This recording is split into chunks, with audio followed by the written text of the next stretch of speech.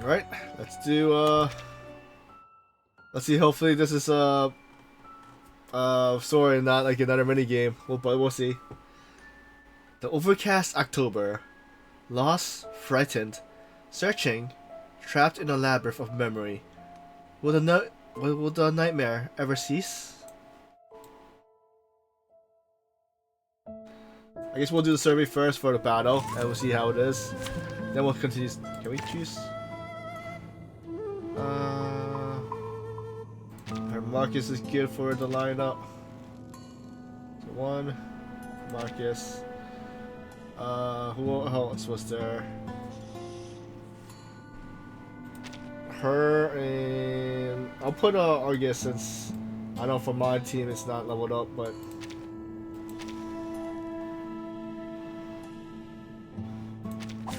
I'll try my best. we'll choose Marcus.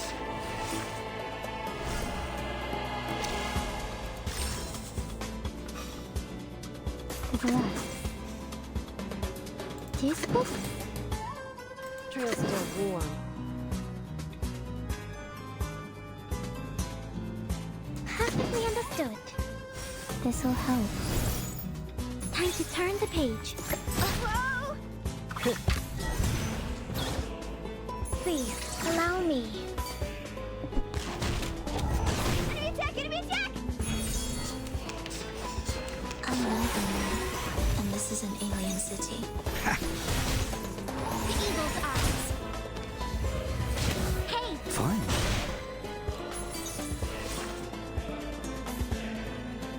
Okay.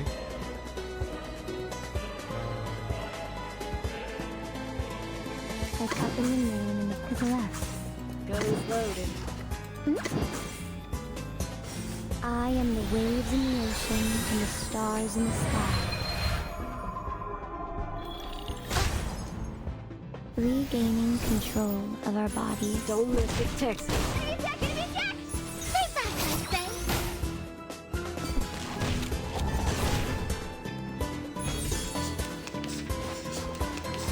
Lord, take the offensive. Maybe I'm playing it wrong. I usually have ultimates for Please don't worry about done me. all by now.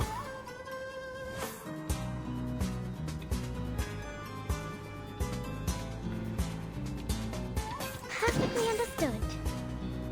I always hit my mark. Are we really doing this? Trail's still warm. Keep calm. Hey Panzer, welcome in. But you can't hide. Be careful.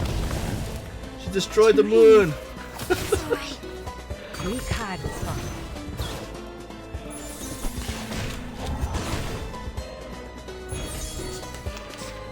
Lord, take the offensive. Is that really the best you have to offer? Calm down. Forgot there's no healers.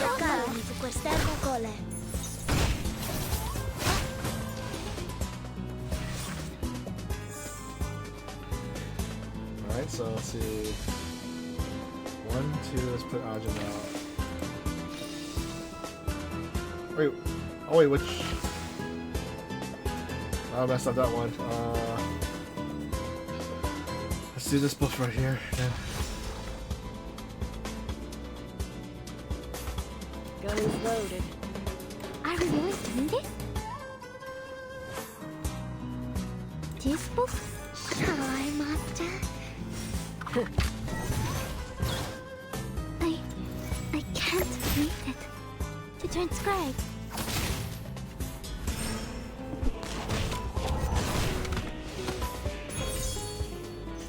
Now, to preserve this memory in our dreams. Alright, let's enter the event. Stage 1. Papayas and Predators.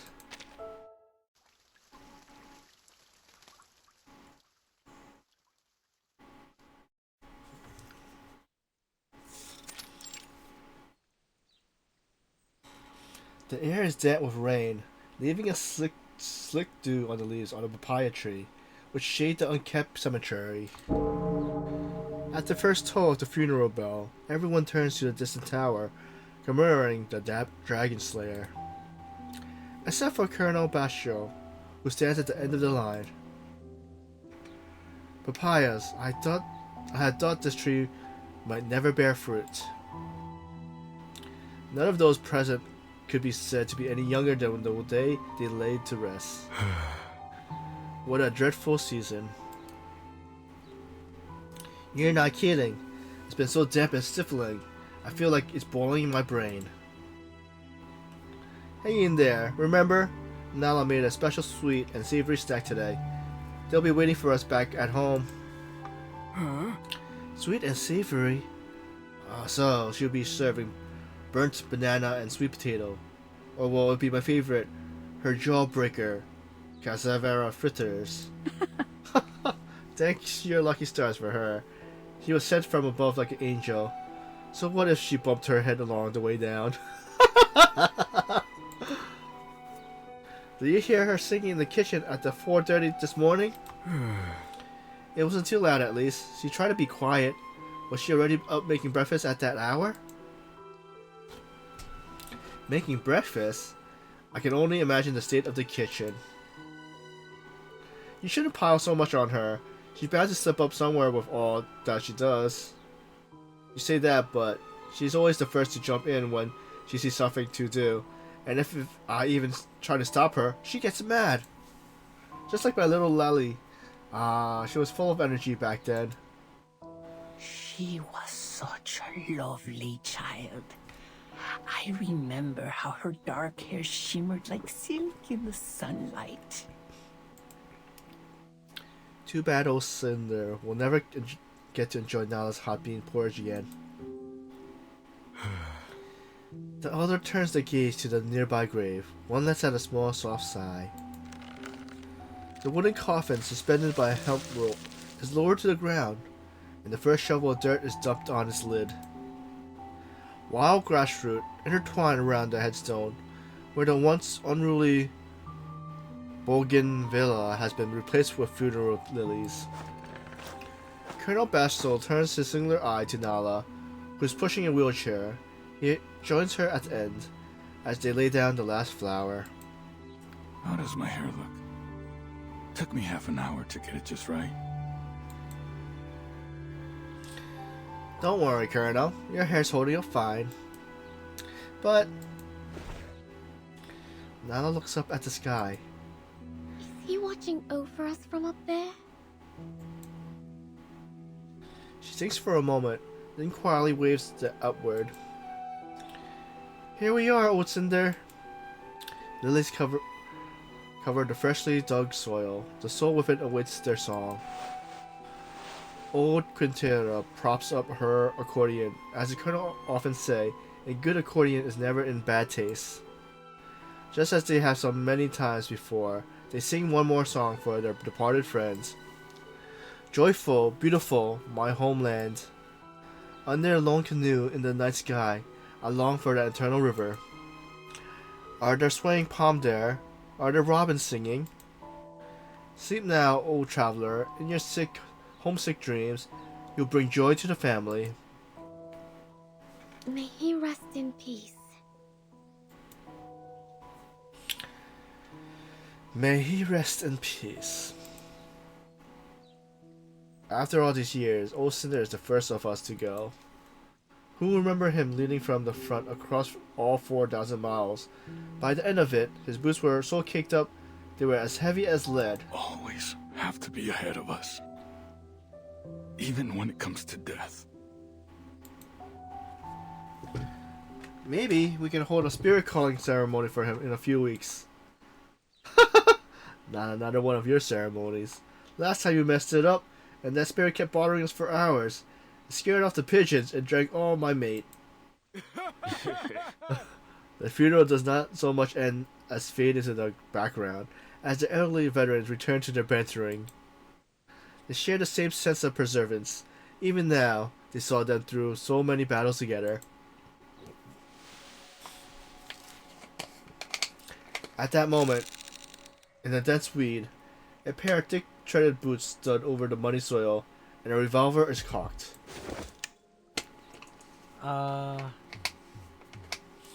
What now, Captain? We going over? The shadows in the jungle tremble slightly, the soft whining of horse breaking their silence. The captain looks back at the team and lowers his head. There's no other choice.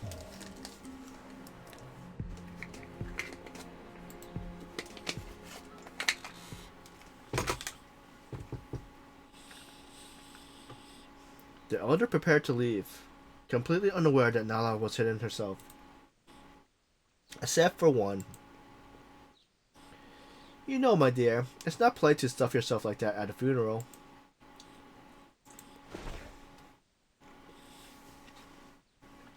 She wipes her mouth. So that's why the chicken were disappearing from the coop. No one else has noticed, have they? Oh, of course not. Then there's hardly a problem, is there? I possibly gored myself, but I feel so hungry. And a bit dizzy. Oh dear. You don't look so well. Have you gotten a heat stroke? Not sure. She shakes her head and sniffs the air. It must be the mesquite trees. I always feel ill around them when they bloom. Smell makes me dizzy. Well, my dear, you've been doing so much to organize the funeral. Just don't push yourself too hard. Old Cinder will never forgive us if we didn't take good care of you. Don't worry, Quintira, I'm still strong. Nyla cheerfully flexes her arms as she's strengthening out her stance. Just as the old woman is about to speak, a rustling breaks out from a nearby jungle, startling the long-tailed monkeys in the tree. Not far away, the other elders walks in close step beneath the cover of their umbrella. Who's there? Be careful. Look out! Someone's hiding over there.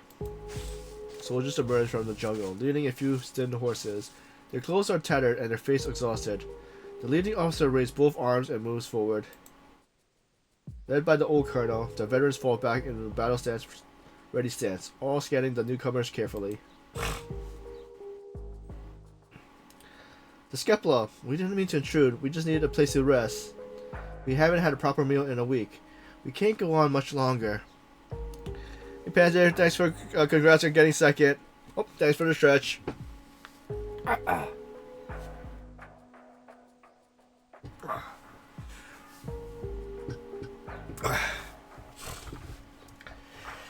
Thanks for the posture check.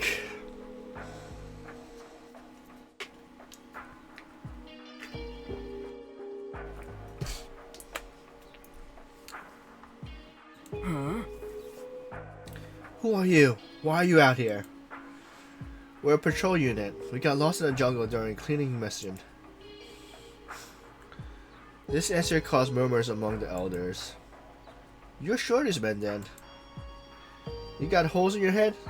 It's been ages since we took out Shorty. The military is in charge now. Don't trust a word out of the mouths of these leeches. The elder grumbles, but most shrink back, blinking at the unwelcome guests. Wait, please let me explain. The speaker takes a step forward, arts dotting over each other elder's face. His eyes widen, like a man discovering a hidden treasure. I hit the jackpot. Meduse, you're Colonel Jos Basto. The colonel lifts his eyebrow, his singular eyes shifting wide open. Who's that? The real Grand Deuce Sir Uprising. General Pertus's right-hand man. Could that really be the same face looking at me? The very same. But with one eye fewer.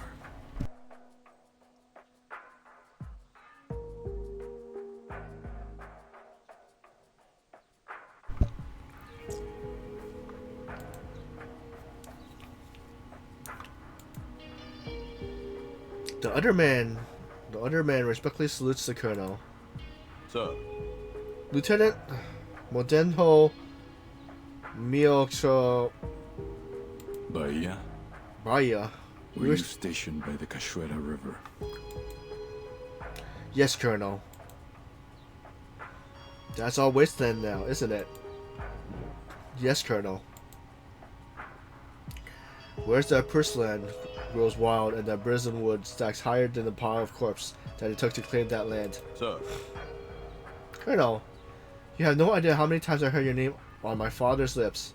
You really taught those bullies a lesson.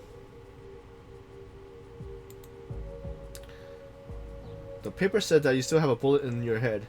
It's all in the past now. Yes. So now my brothers and I are fighting for that honor too. Any violence and destruction you face here will be done away with. The colonel's face changed. So, then are you the one causing all the trouble around here? Trouble? No, Colonel. We're just following your orders. We're here to deal with what's left of the traitors and criminals. Don't give me that excuse. I know what your leaders are up to. Go back to the capital and tell your commander that Bashir sends his regards. Tell him I don't approve of what they're doing. You're just feeding your useful ambition. Sir. Colonel, those are dangerous words. Come then, arrest me. The colonel casts a stern and baleful glare at the young man. Although you may know me, boy, you and your men can't stand around here. Colonel, we've been fighting for 3 months. Our rations are depleted. We have many injured.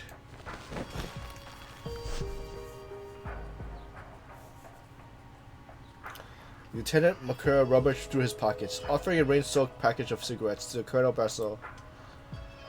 The colonel remains motionless and unflinching, silent as a mountain. I say. The old caregiver breaks the silence, casting a frown at the colonel. These boys have suffered enough. Is there any harm in bringing them inside for a little food and rest? Look at the state of them. Most of them can't stand up straight. Some of these injuries are near to turning regardless, Colonel. They'll never make it back to the capital like this. They... What about them? Stop. Whatever old friendship or grudges you have, all I see are injured boys in need of care. If people need help, we help them. That's how we do things at the Heartfelt home.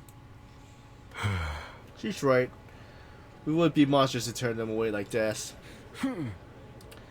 But these aren't just ordinary people. We don't know their deal. Besides, we're struggling to keep all of us fed as it is. Voice of support and oppression arise from the old veterans until they form a deadlock. Sir? I mean, Captain. A soft voice, surely louder than the mosquito's buzz, chimes in. Sorry to interrupt, but, You should reconsider your offer. You won't move the colonel with those. She moves in front of the colonel, pushing Magar's cigarettes back with a weakly shaken hand. the colonel only smokes one brand of cigarettes? They're called green papayas.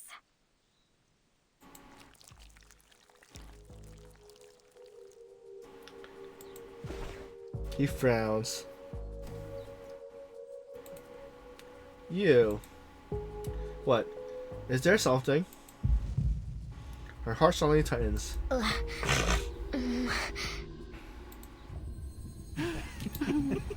There's noise, endless noise. Then shouting, footsteps and panting. And then the thrill of a predator in chase. A nightmare in her waking eyes. Oh dear. With everyone's explanation, before Makura could react, Nale sways a little and then collapses. She fainted! Oh dear. Someone check on her, the poor thing. It must be overexhaustion. Could be, but then she used to have a panic attack. It might be something similar. Hold on. We might have a stretcher that could be of use. Bring it over, quickly. Is that girl your caregiver? Yes. And our very own little fool.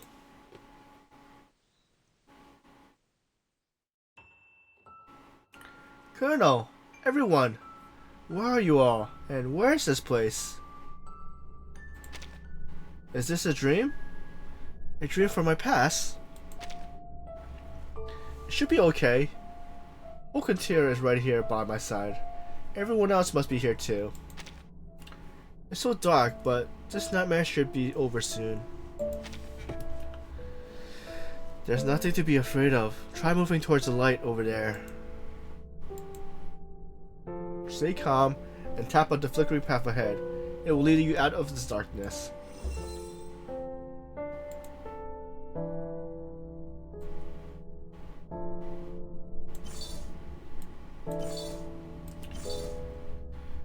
Well done. This tower is called a labyrinth. Try dragging and sliding and see how it unfolds. Okay, so... Oh. Just keep in mind that the labyrinth can't be unfolded over unsensible gaps. You can also choose to stop unfolding a labyrinth partway, even if it could be extended further.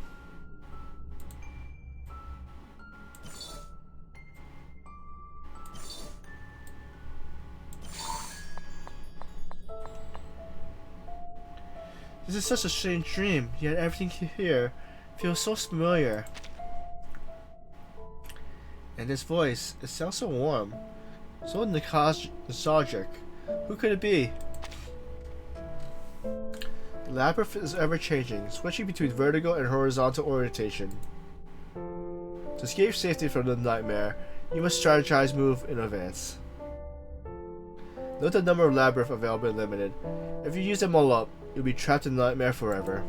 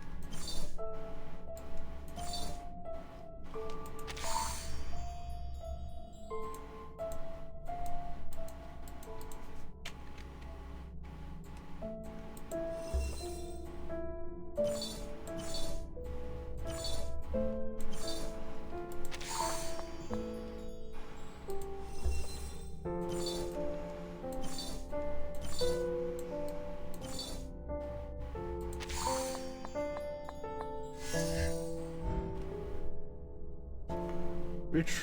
This is not a checkpoint. Let's reset again.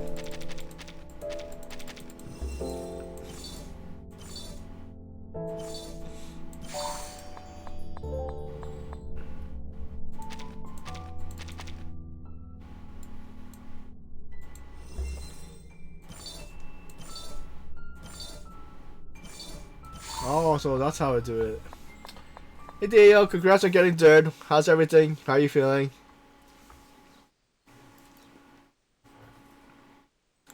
Come on, let's all carry her back. You boys are welcome to rest at the heartfelt home for now. Vamos. Oh nice, good luck with your interview. The troops give a small cheer, springing up like dry grass after a long-awaited rain. The colonel grimaced, wheeling about and moving past the cars wordlessly. The misfit band of the wounded and the elderly trudged towards the house in the distant mark. I'm not sure. Heartfelt. Dad.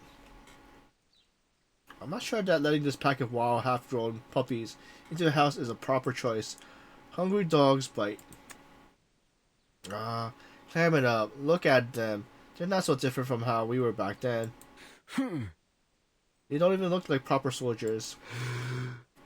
Are you saying we did? They trudged forward at the muddy hill, stopping to complain now and then, their raspy voice covered with bird songs. To be continued.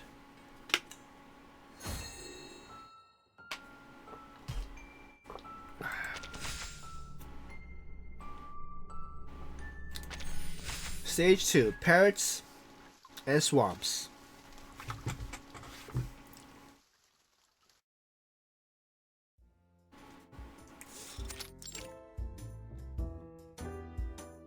By noon the next day, her nightmare has passed. A girl who fainted yesterday springs back into action. 6 a.m. Go to the post office and collect the day's copy of the Morning Insight. Check. 7 a.m. Check. Breakfast, cornflakes, and fried banana. Sweet potatoes? Check. Next, change the sheets? Oh, which side is the right side? What was it that old Quintera taught me? All done for today. Just one last thing. She frowns and straightens her hair in the mirror. All right. Story time.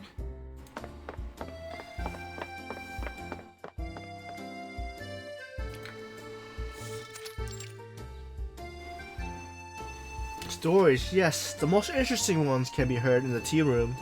These always brings together both the elder and the eager young listeners. When I first came to this place, not a single road was paved. And the docks? Forget it, we waved to shore. People didn't know what a newspaper was. Didn't you say last time that some people have already arrived looking to start a transport company? She responds as she wipes the coffee cups with with a handkerchief. That's right. I did, but they couldn't find anything to transport back then. How times have changed, eh? Now they're making record profit hauling cocos and fruits. There's your mate. Here's Wait. your mate. Oh, Careful, it's hot. just think what might have happened if you invested. You have made a fortune. He just shouted over not buying that land when he had the chance. Next, he'll tell you he won it all in a brawl, but I happen to know the Notoria. He never owned a damn thing. And this is yours. One cafezinho.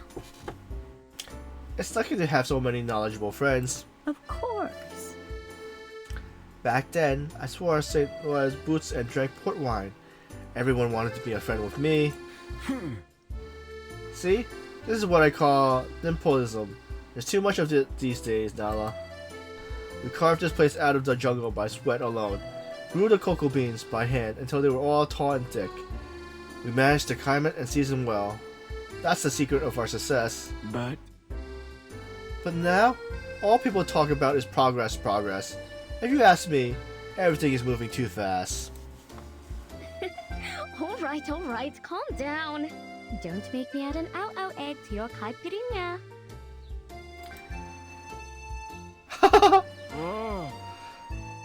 Manala. The elder laughs heartily, taking the offered liquor. At the same time, there comes a sudden crash from another room. There seems to be a lot of commotion over there. Nala roams over to investigate, and the three elders watch her leave. My story's not finished yet. Where's she going? Well, she didn't look back. Admit it, we couldn't get by without her. The three elders exchange glances. That's my coffee then. The elder passes the cup. And is that my mate? The elder holding the mate's hand is over to the one who was served liquor. And that's my liquor. Thank you very much. They sigh contentedly as they at least receive their attendant drinks. Each takes a small sip.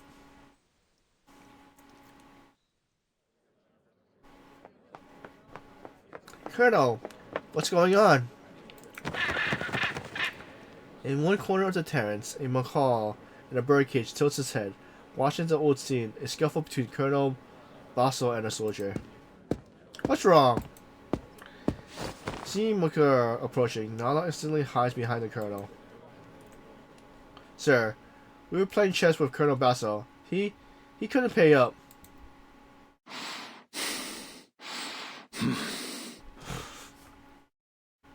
You little whelps, open your damn eyes and tell me what this is, if not money. But Colonel, we don't use Kanto and res. This isn't money anymore. Shouldn't you be resting, soldier? Get moving, vamos. Corporal. Yes, sir.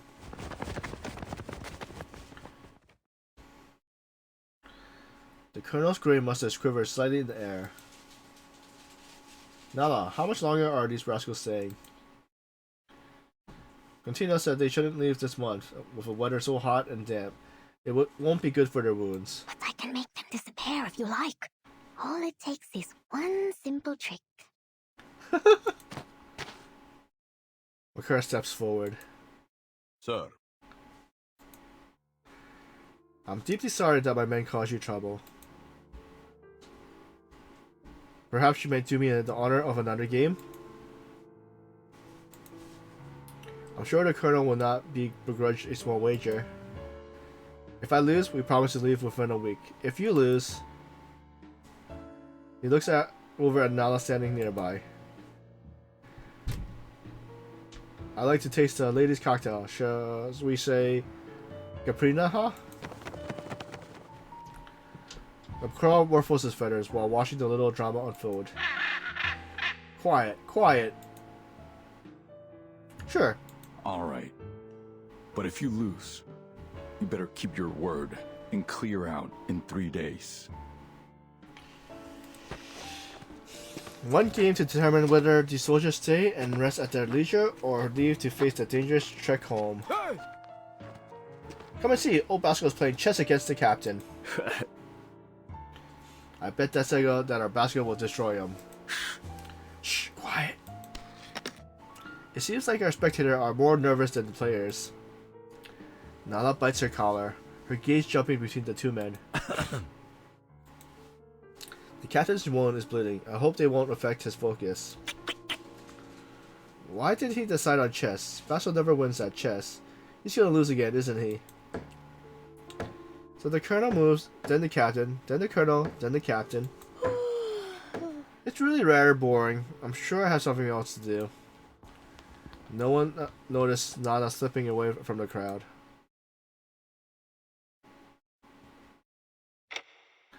The spectators stand frozen with rapt attention. The silence only broken by the occasional flutter of the parrot wings. The suspense ends with a simple... Checkmate.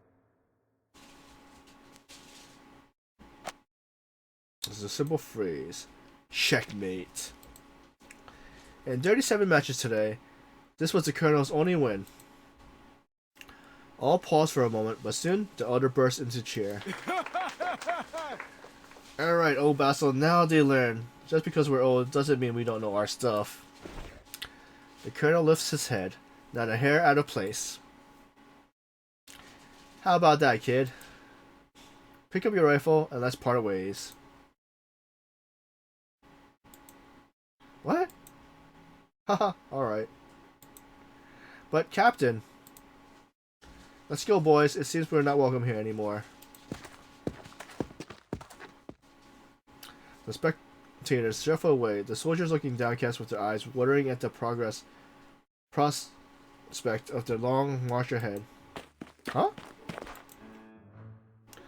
Nala runs out of the kitchen with a half-filled glass of liquor, a small trail of spill following behind her. Is it over? That's right. Just before you got back, old Bash improved his chops once more. Oh! You're leaving already? But I just made you a caipirinha.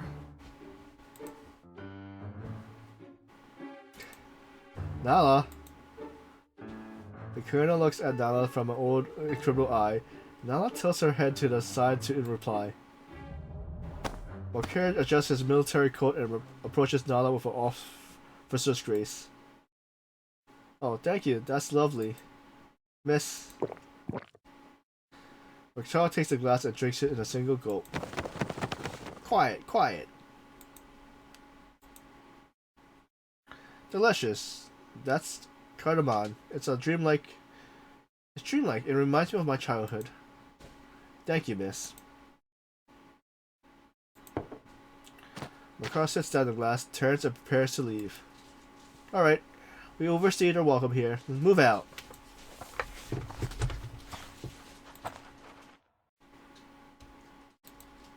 The colonel looks out over the gathered soldiers preparing to leave. His eyes looks out past them and into a place distant in time and memory. Wait. His voice is hoarse and dry. Wipe up. He hands Makar a handkerchief. A few of your men are still feverish. The wiry-haired kid who threw those dice at me still has a crooked jaw. Your families wouldn't want to see you like this. Huh? Basho. Colonel. Colonel, thank you. Quiet, quiet.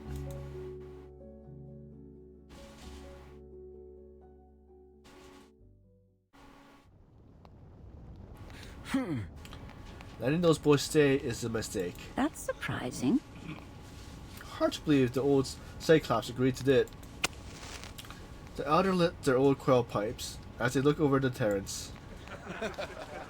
Flowery bougainvillea twine around the window grill, and below them laughing young soldiers. No, wait! Come on! Show me the medal! I want to see it! I only meant that. I make bean porridge for everyone every day. Don't you think I deserve a little reward? The Progress Club? Don't lie. You really throw a party for me? Oh, Nala, Nala. Why don't we go to the procession together? It'll be great fun!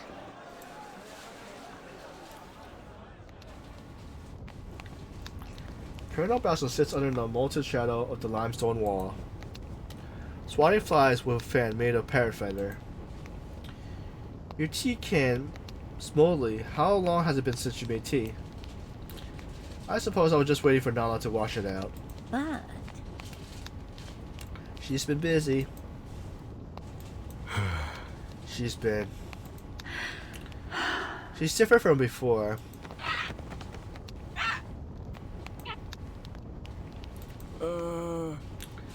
Does anyone know what that bird's actually saying?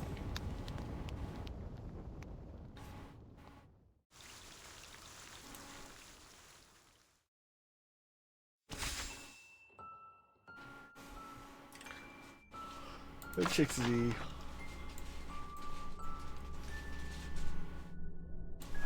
There are 10 stages. So, stage 3. The evening to remember.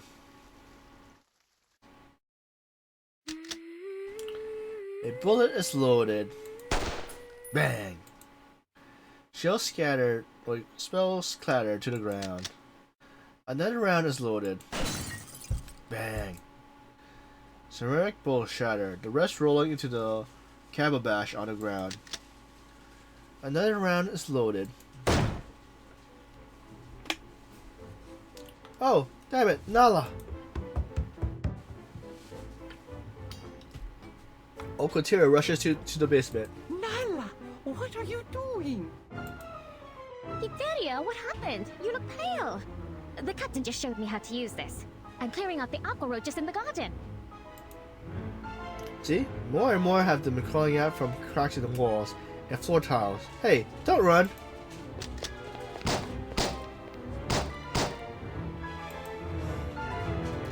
Nala, who taught you those words? Kiash reigns in the basement as Nala chases the roaches. Natu, who gave her that gun? A weapon like that is dangerous, child. Be careful! The elder rush towards her as fast as their old bones can carry them. Nala chases the roaches, and the elder chases Nala from the basement to the tea room, from the tea room to the terrace. Bang! The source of the commotion, that black damp creature, burst with a sharp crack, leaving a puddle of methadone blue anchor. It's not actually that hard to use a gun. It's only taken me 1 day to learn. Nala, put that gun down. Uncle Taylor's voice echoes throughout the home.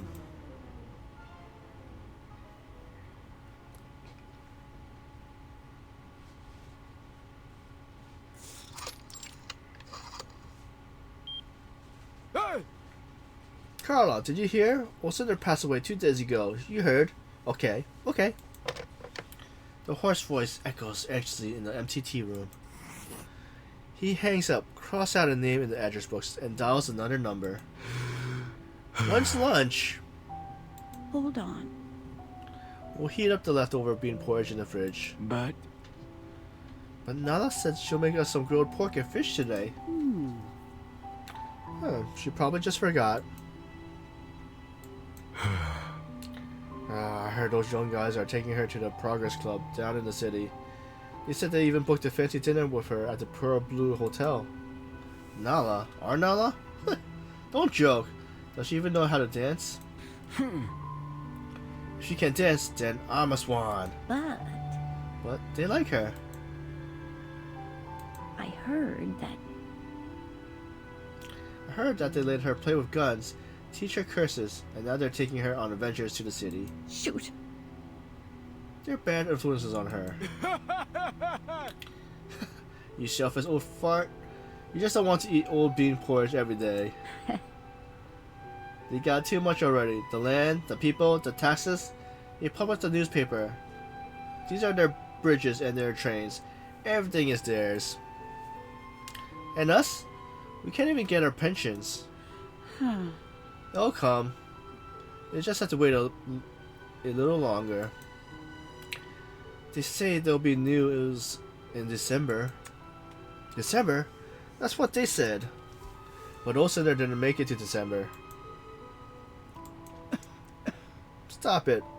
I think it's good for Nala to have some friends around her age. They're already ready for the progression together. That'll be fun for her, right? Yes. The progression? Is it that time of year again? Even if she really leaves us, perhaps it's for the better. It isn't like what it used to be out there. They have movie theaters, football arenas, and so many things for young people to do. What do we have here? But we got hot bean porridge. Now I can eat 3 bowls in one go. Jeez, bean porridge?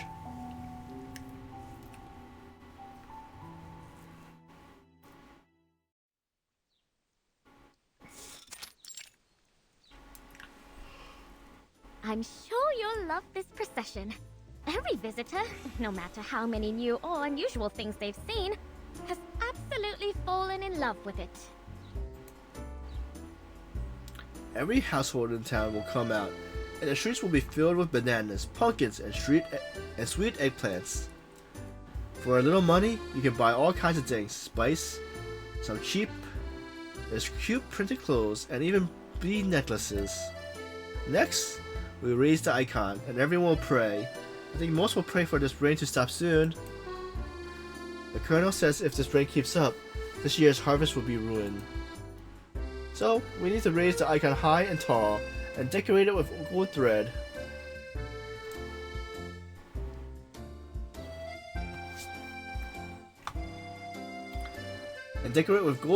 Trims and beautiful embroidery.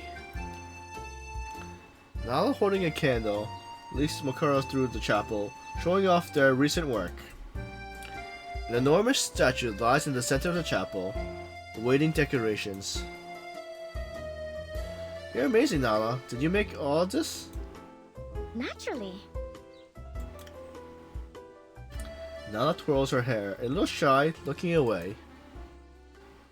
Malakar pulls out a bottle of perfume and offers it to her. What's this? Perfume. It's for you, miss. Oh, perfume. Yes. I know it. My sister used to wear it. So did the Colonel. But I couldn't accept it. I never use it. Scents like these makes me sneeze. Besides all that, I so love the smell of morning jasmine. How could I smell it if I was wearing this? Nala gently pushes the perfume away. Sister? I never knew you had a sister. There was a sharpness in his tongue. It triggered something in her, a survival instinct. A nameless, brief silence.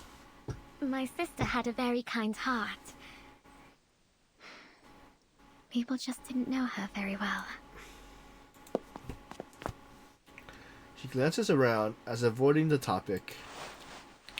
What color ribbon should I pick? Red or blue? I prefer red. Your sister, is she about your age? Makura steps forward. Her hand still. Are you still in touch? Nala turns her face to face the questioning captain. What? Why do you ask? Nala steps back, and then once more. Oh, it's nothing, just curiosity. I don't have a sister, I just made it up.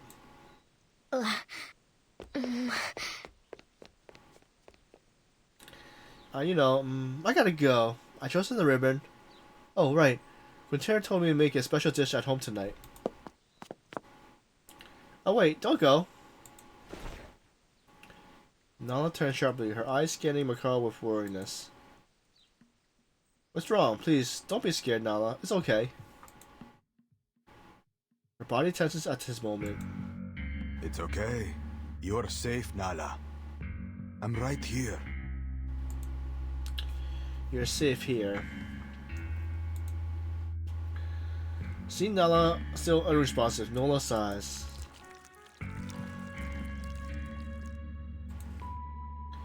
Termites. Did you know? A perfect termite mound needs to be above 20 degrees. I had a brother. When termites find the perfect soil for their nest, they feel it, examine it, then start digging. You might not know his name, but you have heard of his bank? They dig, dig, dig. They never stop. The transport companies here got their first loan from him. He made a fortune. He bought a house for my father, a real patent thing, a villa on the beach, and that garden. But I didn't get to stay. Until their kingdom is complete. Nala scrutinizes Makura from narrow eyes. He looks back, his face contorted with unspoken pain. Are you still in touch with them? No. But I think I might visit him, my brother, when he's finally released. He's in prison? Yes. What? Is he a bad person? Yes. Hesitation. No, bad is maybe not the right word. My sister wasn't bad either, even though... I know. His voice quickened. I'm sure your sister isn't a bad person either. Then he deliberately slows down. I believe you. Makara stares at Nala. So, could I hear your sister's story now? Until their kingdom is complete. My sister. The gust of wind blows in from an open window, knocking over a candlestick on the table. In a flash, the tablecloth has already caught fire. Watch out! The flames spread quickly, climbing up the ribbons, shaking towards the fireworks in the corner. Oh no! Quick, put it out! Oh no, I messed it up all again. Quintera won't be able to cover for me this time. Nala rushes over, trying to smother the flame as best as she can. She throws herself almost entirely into the flame, and as soon as they shrink under her... Ouch, that was hot.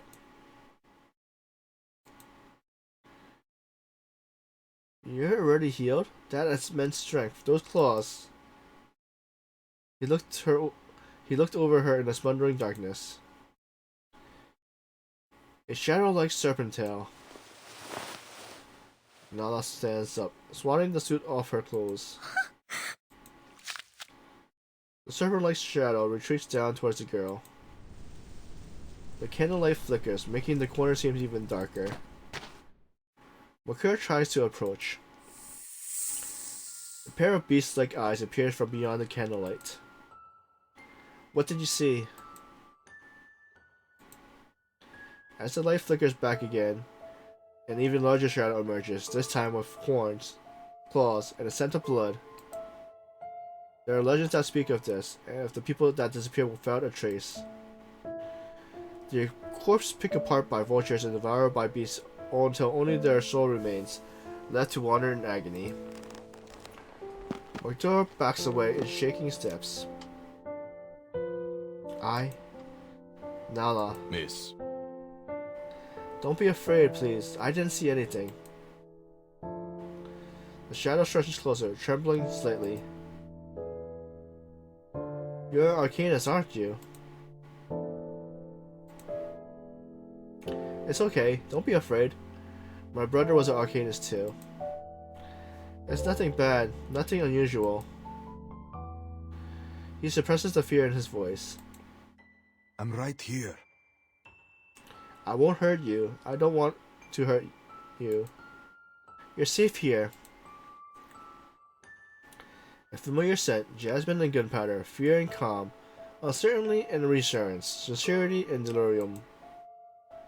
Safe. No one will blame you for this. No one even has to know. They love you, Nala. Everyone that meets you feels that way. Everyone you meet. And I'm not someone who hates Arcanists. I'm just a regular person. My brother was an Arcanist too. I don't hate you. I'm not afraid. I believe in you. Just like I believe your sister is a good person, you see. In this, we are the same. No, wait. We're no different. You shouldn't have to fear this world. You should be able to care for one another, to understand and to love each other. The shadow stops its advance and then slowly begins to shrink until the horns are gone and the claws retract, leaving only the girl. It's okay. You're safe, Nala. See? I believe in you, and you can believe in me.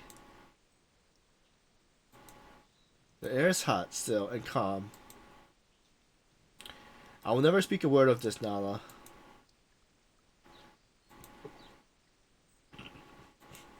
Is that true then?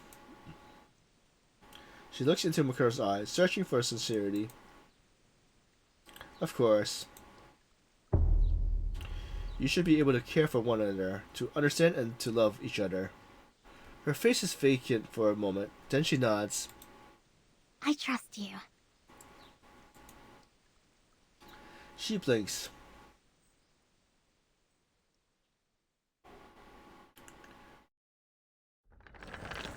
As she steps outside the chapel, she spies something on the ground. A large, extinguished green papaya cigarette. Was the colonel behind her? Or did they know? Did they find out? The soldier caught sight of my silhouette. I'm sure of it. He knows about my sister and about my fears and desires. He promised that he wouldn't tell anyone, and I desperately want to believe him. But why do I keep getting the urge to break his neck? Such thick fog. Don't stay in the mist too long. It's part of the nightmare. Use the ladder to quickly navigate through it.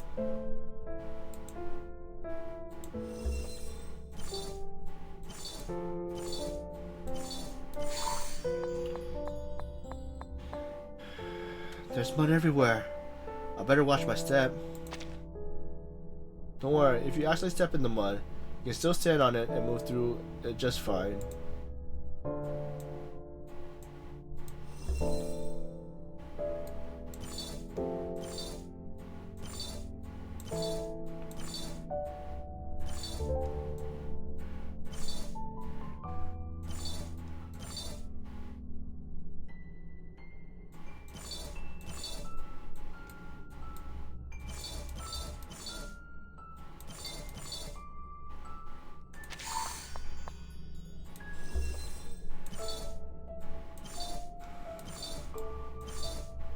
Wait, do we undo?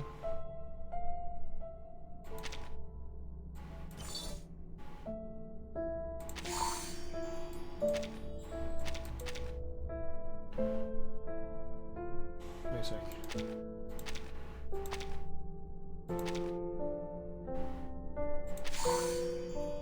Let's take a break here and rest a bit. That voice, it's been guiding me the whole time, I think. But I just can't remember those what voice it is.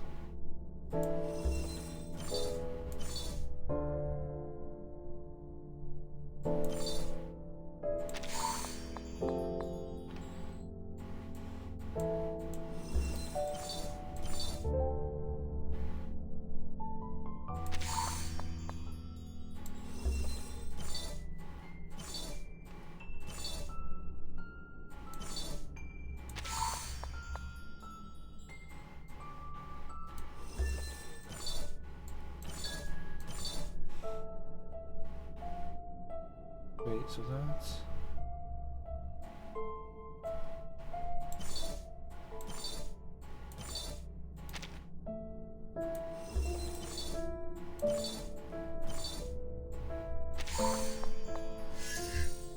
Nope, that doesn't work.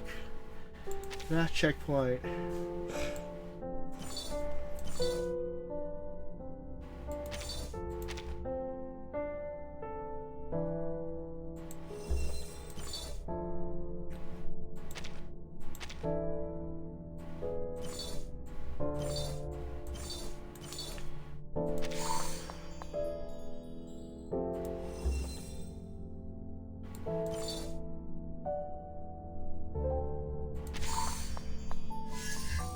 Oh, nope.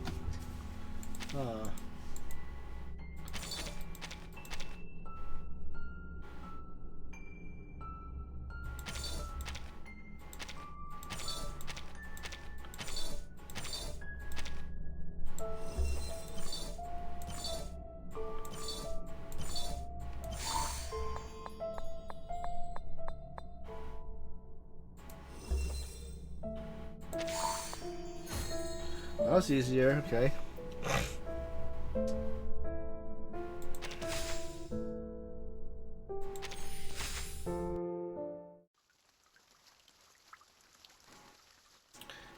A star fallen.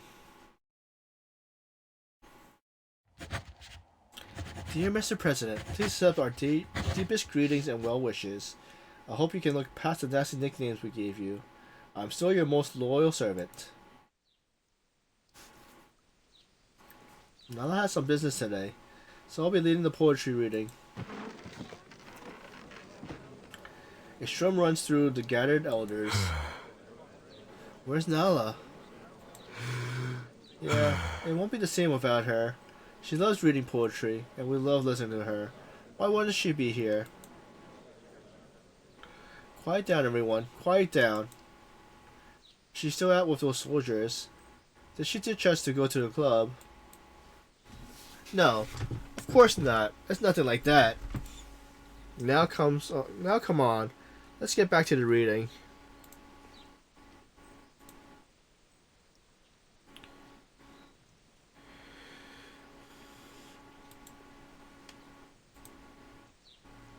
Inhibiting this pitiful land, dwelling among beasts. Old Kantira starts the poetry to stop the chatter, and the others had no choice but to follow along. Pitiful man and beast. Pitiful man and.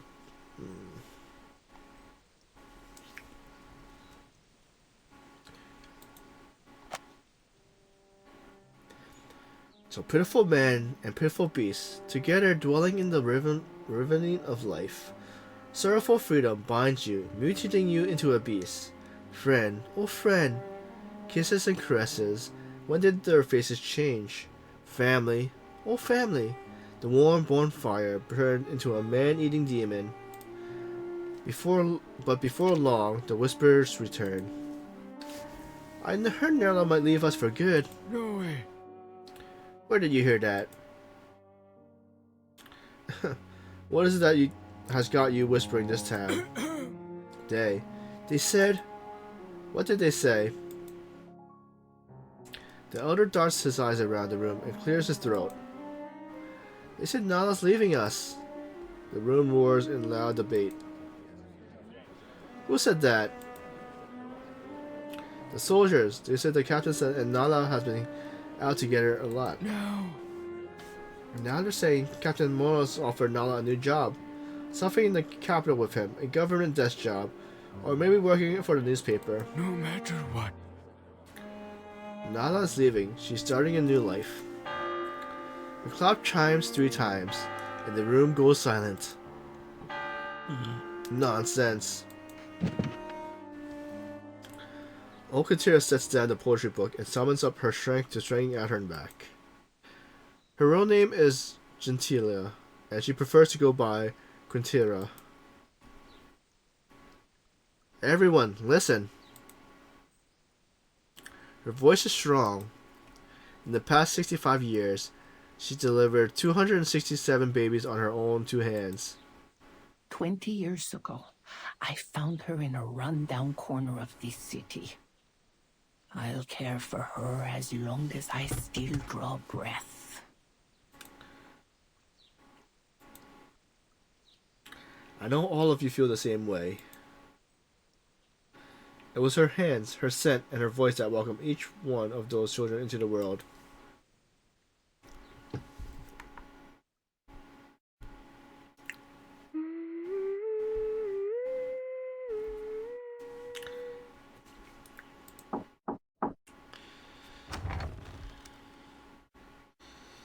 There's a knock on the door. Kiteria, there you are. I found some star anise. Maybe I can add a little to the seasoning. What do you think? Have you prepared your drinks? We're still in need of a cover. I've been thinking of sewing our old socks together. They're durable enough, and we could use them as a tablecloth after. Old Katira looks at Nala with staring eyes. I don't mean for the progression. I meant your own things. Me? I promise I haven't smugged any food away this time. Not even a single piece of chocolate is out of place. Old Katira simply joins her and begins helping her organize. You know, toothbrushes need to be replaced every 3 months, and if you go dancing, please dress modestly, and you must remember to always say please and thank you, and as much as you love it, don't give people nicknames. More importantly, don't be too quick to trust others. Why are you saying this? Quintera doesn't respond. She just opens the drawers and helps her pick out clothes. You're like the Pachamama from the dream right now. If you aren't careful, people will lead you astray. Oh, stop. I'm not so old fool like Flair. Why are you treating me like I'm clueless? Old Katira pinches her nose, takes a deep breath, and looks up into her eyes. Katira? Remember that story I told you? About the sun god who ended the great flood, causing the first rainbow to appear in the sky? You never know if something beautiful brings a blessing or a curse. A rainbow to some is salvation, but others see it as an omen of death. You know, I used to make a living interpreting dreams. They'll pay, and I divine. But each time I look into the future, I thought I saw things I hope will never occur. I hope those omens were just shadows. Still, every outcome can be beautiful in its own right. Nala is stunned, unable to digest the information. Maybe it really is a new world, a world full of potential for young people, for you. Old Katira passed Nala's head. I'll always be proud of you.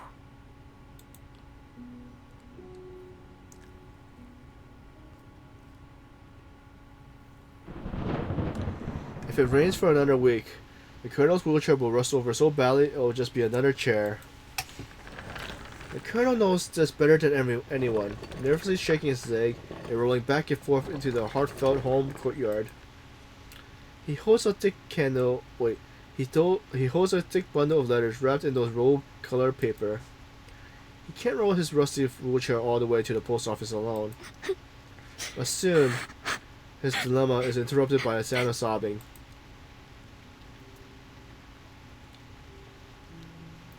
They say if you cry during the rain season, the rain will never end. Colonel, oh, you're here. I could hear you crying. I could You hear you almost sound. crying. You almost sounded like the mosquitoes in the Amazon, you know? I wasn't crying.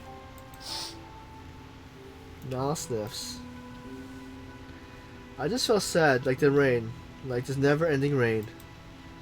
Sad. An angel like you, don't tell me playing sad is a new fad with the young folks. No. It's only old Katura came to me and told me some things. I don't quite understand what she meant by it, but now, somehow, I just feel so sad. Oh. Oh, alright. The colonel panics, looking at Nala's head, wanting to pat it but instead humming a tune. Sempre alerta, altaneiro, soldado A brasileiro. real soldier never wastes a word. Forte. Is as brave as the eagle and as strong as the tiger. Nunca foge do inimigo. A song from a bygone era of war, written by a one-eyed poet.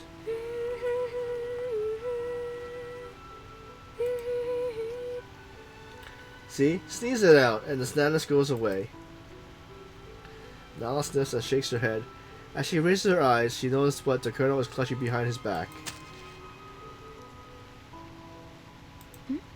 What's this, Colonel? This, Colonel? This is... Never mind, don't look. Thank you for taking the time to read this. This letter is once again to inquire about the pension distribution. The fact is, I submitted our application 25 years ago and received confirmation 10 years ago. I do not have high expectations for the amount. My years of waiting and perseverance were for something more valuable than a number. I just can't stand these day-to-day struggles, even though I now live in a welfare home, and life here is quite comfortable. But recently, a group of people acting like bandits have been brutally seizing our lands. Did you mention me here? Huh? Take her away? Nala looks up at the colonel, then back at the letters. Was I leaving? Just Midura. The colonel seems flustered and uneasy. Damn it. He rocks uncomfortably back and forth in his wheelchair. Just toss it in the fire. He seizes on an impulsive decision. Look at this. It's all broken sentences, incoherent grammar, and so many typos. This isn't my writing, you know that, Nala. So help me burn it. Of course. She understands his meaning. It comes to her as clearly as the sound of night. You were a member of the literate society, and there are so many errors. Yes, this couldn't be in your writing.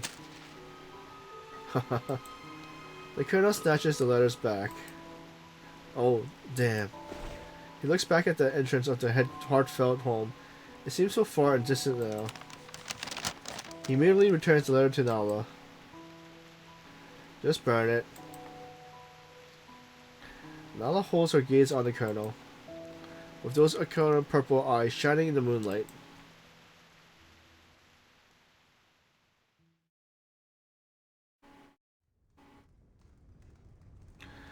On the terrace at night, between two pillars, a wire holding the elder's uniform, white cotton shirt. The embers vanish beneath the puff of smoke rising from the roasting corn stalks. They watch the letter burn to ash, its edge curling in the fire. What do you think old Cinder's doing now? Do you think he's watching us? He's probably busy writing complaints to heaven representatives. All that is left of the paper is ash scattered over the ground. Nala stares intently at the ashes. I'm not leaving, Colonel. The colonel's mustache twitches. That's your decision to make, not mine. He struggles to squeeze out the words.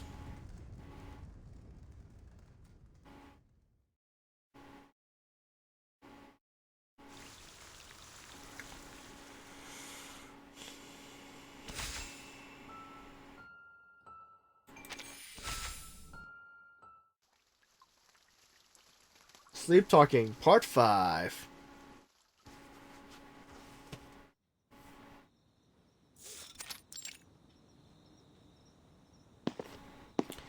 It is midnight, and Captain Melchior is prepared to go out when he sees the colonel sitting in the chapel, cleaning his gun.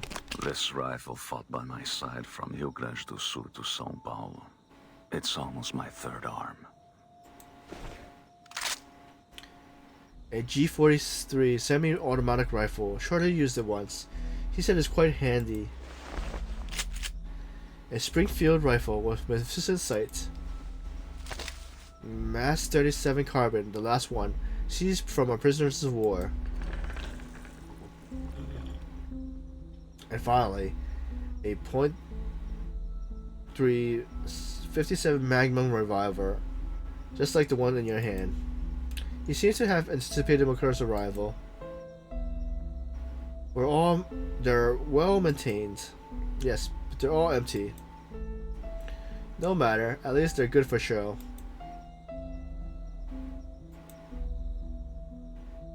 I heard you're leaving after the progression tomorrow. Yes, our wounded has recovered well, thanks to your nurses here. Knowing that you're living well under their care gives me peace of mind. This is a country growing stronger by the day. I hope one day soon we'll be able to ensure the welfare of all our elders like you. He lets out a sneer. Did I say something wrong? No. My nose itches. Alright. Then, should I go check on the horses in the stable? After all this rest, they might need a new shoeing, and we're hitting the road in a couple of days. The car takes 2 steps out, and then the colonel speaks again. I know that bay horse. And I knew its owner. It wasn't you. Oh, yes, Colonel, you have sharp eyes.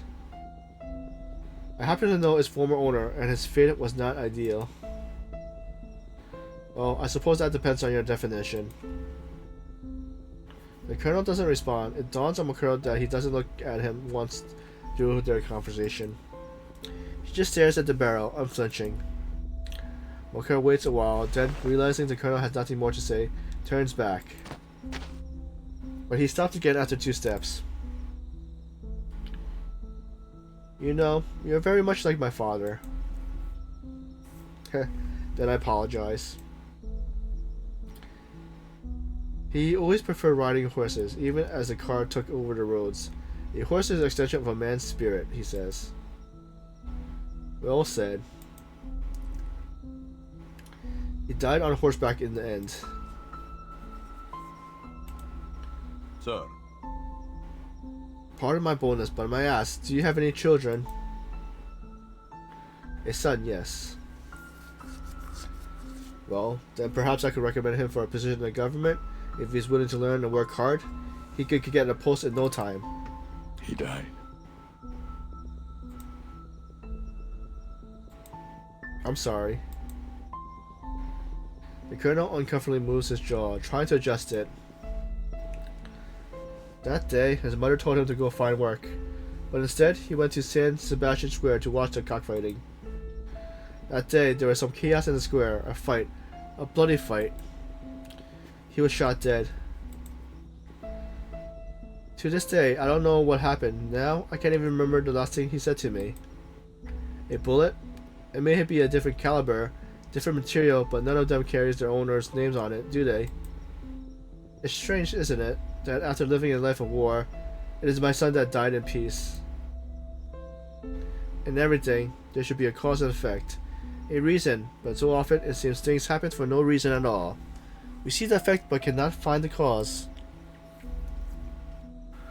I suppose so, but you are a man of war, Colonel. You must have learned that harsh lesson long ago. Of course. He was a foolish young boy. He got what he deserved. There's no need to say that. But I must disagree. Everyone dies for a reason. Including the people who you executed. Nisasu, how's everything?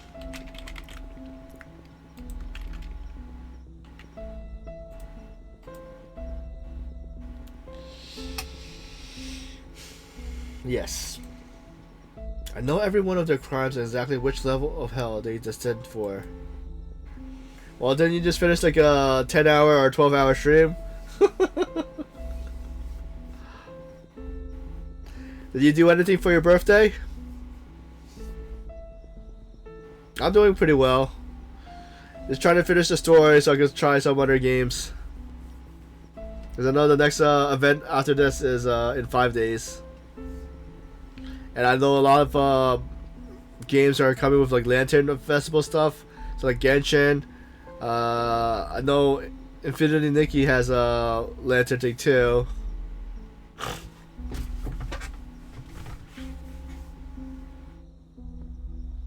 Oh, nice. What kind of community games are you doing? Like Golf with Friends or like Among Us, Lockdown, drawing?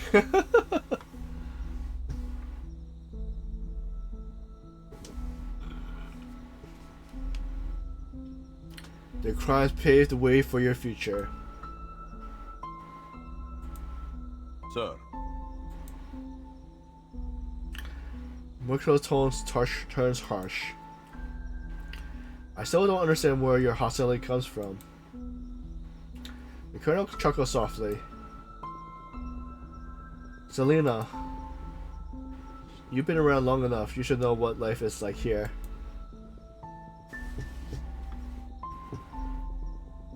Oh, Pummel Party. What time is on when you're doing that? Hopefully I could join. unless you already have a group doing it. What's TTT?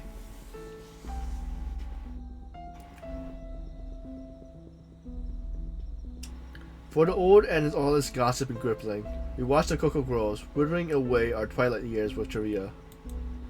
But when it comes to you, to a young man, it's different. They should have gotten their diploma, had a good career, and made this city more prosperous than the most luscious cacao tree. Oh.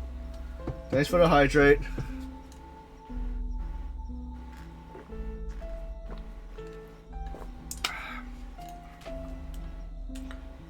Instead, boys find themselves embroiled in brawls over honor and reputation, chasing dreams of titles and glory. It's the same stupid game they play everywhere, politics and machino. Oh. Yeah, I never heard of that game before. The colonel pauses, looking up at Makar. You tell others you have a brother, but what you don't mention is that you put him in prison yourself. Colonel, eavesdropping is beneath a man like you. The colonel doesn't reply. Face he hasn't thought for over years of float above before him. The line between life and death blurs.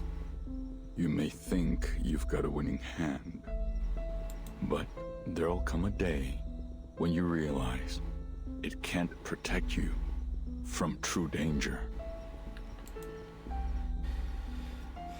See, Colonel? That's where you and I are different. I don't play the game. I set the table. Whoever sets the rules controls the outcome. When Pedro II decided to stay, when he received the reply, the apple is ripe. When he gave the cry of Perigera, he won not with a sword but with a crown. In fact, Colonel, we've never been part of the true revolution. We only passed through one skirmish after another. Only fools believe in seizing power. No, when you know the game, power finds you. Control the cause, and you control the effect. see, this is how we differ.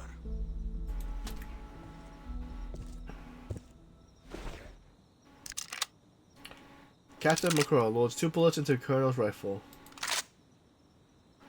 He pulls the trigger. The weapon is clearly well preserved and fine maintenance. But as the hammer falls and the bullet stays inserted in the chamber. What a shame. Your rifle is broken, Colonel. Time. A vast, solemn, stirring graveyard. Having walked this graveyard for half a century, the old man finally lets out a silent sigh. We conquered the wilderness in this land, yet somehow we fail to coexist with civilization. Pascal turns and steps into the silent darkness. First, he raises one hand and waves behind him. Then he lifts both hands above his head.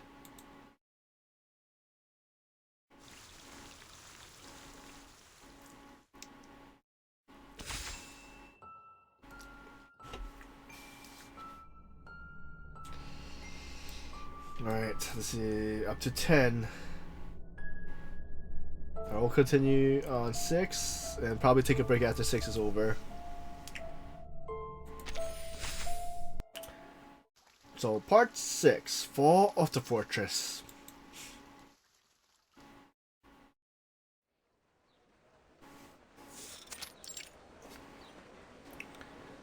The first ray of dawn breaks through the clouds, signaling the day of progression and some hope. The end of the raining season.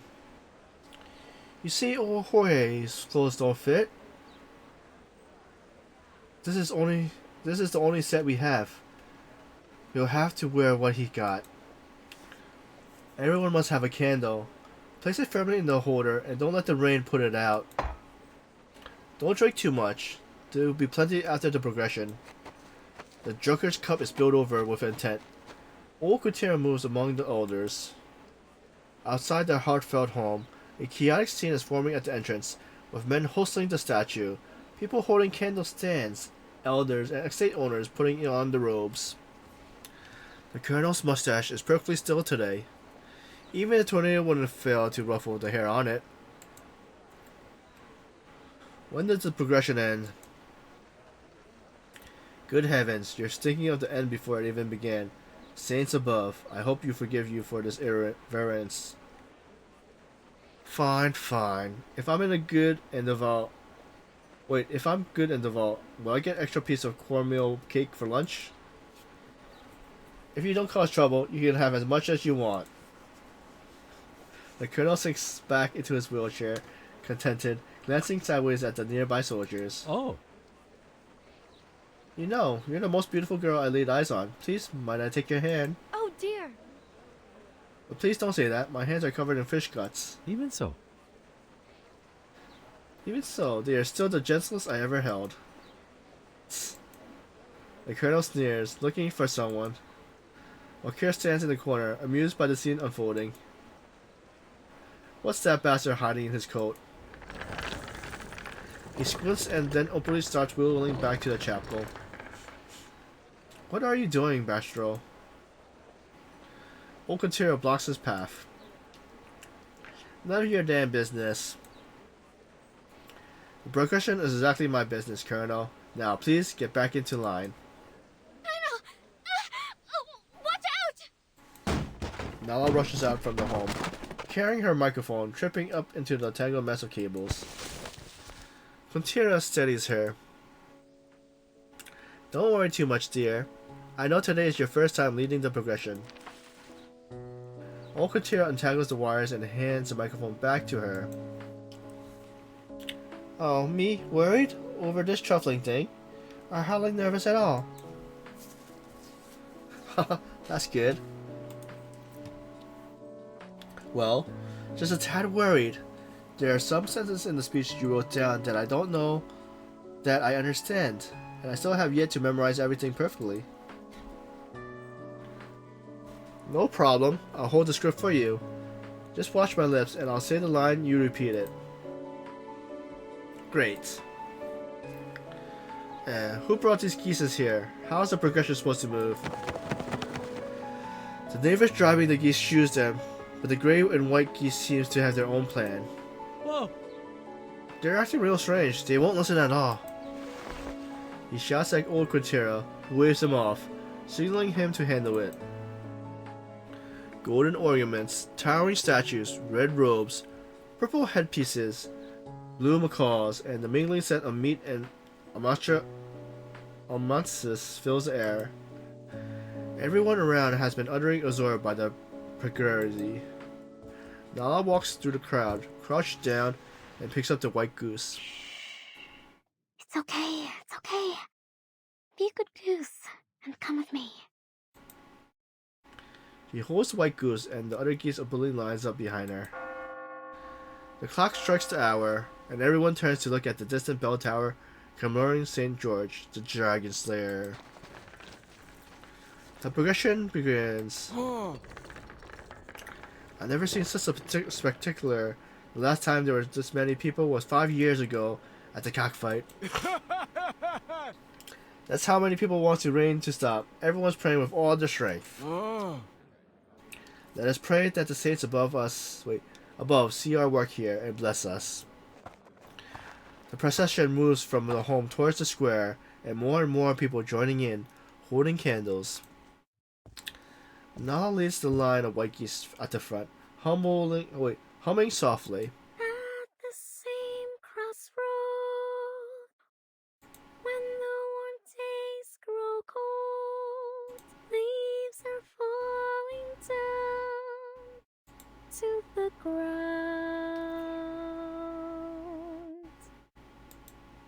People in the procession begin singing along quietly. Fires can't be burned, but pass into ashes. By now, more and more joins in. Their voices grow louder. The procession reaches the St. Sebastian Square, where the grand statue lies. A beam of light shines on the statue, and Nala stands before it. Old Kutira waves from the crowd, mouthing the words to her. Watch my lips, follow along. Nala nods, watching old Kutira's lips. A strange thought strikes her. Suddenly she realizes she has never seen snow. Hello? Everyone? Hello? Their microphone squeals, and the crowd murmurs. Hello, can you hear me? Yes. Sorry, I've not spoken in front of this many people before. It's okay, Nala. You can do it, Nala. Just say anything. Then shall I begin? Go on. Her voice is slow and steady. Nala looks at her, who returns her glance.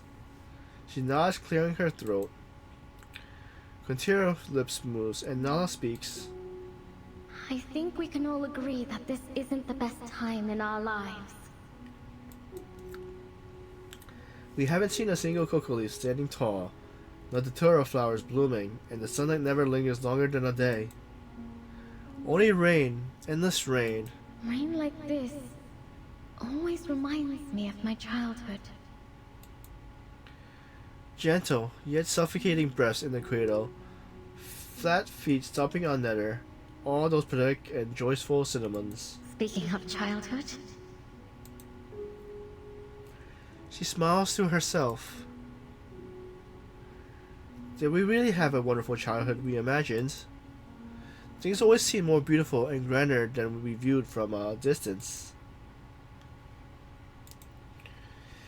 It seems this yearning comes from a very realization that we never return to those happier times. here we are. In this place we've always called home. It's where we grew up. And it's where we'll grow old. But isn't it strange? Why should we feel longing for a land we've grown on? Why should it feel foreign to us? Why would we all feel this way? The warm sunlight makes her head spin. When she comes back to her senses, the crowd is silent, looking at her with strange expression. Some bow their head quietly. Nala's palms are sweaty, and she wipes them secretly on her side. I'm so sorry. Their microphone screeches again. Deep breaths. Everyone looks at Nala, some trying to comfort with her eyes. I try so hard to parrot these words, but still, I can't quite memorize them. Old Quintera freezes. Thank you, Quintera, but you needn't prompt me anymore. There is something I should say from my heart. Old Quintera lowers the script in her hands, as stunned as everyone else. Another screech. This is your home. And it's mine too. The simplest of her words doesn't seem to have the desired effect. Another bead of sweat slides down her face.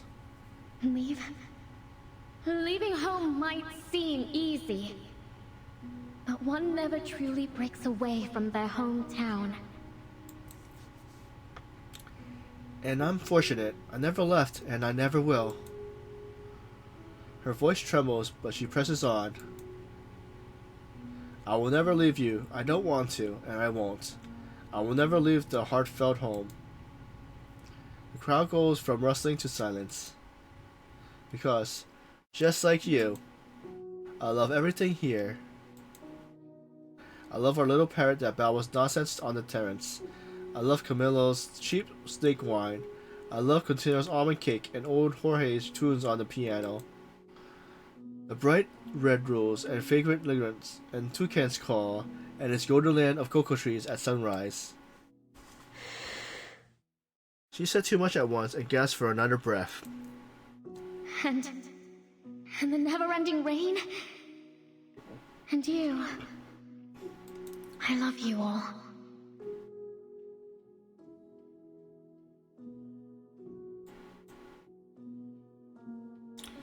The crowd is quiet, and every elder's eyes fixated on Nala. I love everyone here.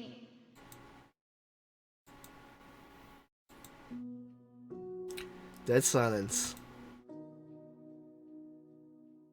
I really don't know what else to say.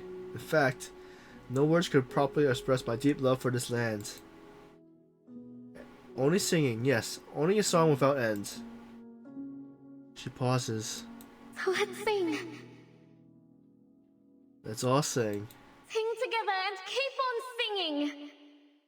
Even under the shadow of war, we will keep on singing till the day the sun shines upon us again. The crowd roars up to join her, their voices mixing with the intense scent of almond blossom filling the air. They feel dizzy, joyful, confused, angry. Oh dear. Did you hear that? Nala says she won't leave. Guys. Yes, we don't have to worry about losing her. Oh, what was I thinking? Of course she wouldn't leave us. Nala, Nala. We love you. We love you. You're a saint, an angel, oh Nala. Nala, Nala, Nala. Angel Nala, Angel Nala, Angel Nala, Angel Nala. Everyone, the elders, food vendors, idle gamblers, estate owners and their workers, the children of the choir. Everyone is lost in this reverie, and at the apex of it stands the angel bathed in sunlight, holding a white goose, looking at the world. Then, it's true, she is exactly who I suspected. That seductive power in her voice, making those who love her adore her like a goddess. A succubus. Uh-oh! Thank heavens, finally, my weight is awarded. It seems this place truly is a blessed land.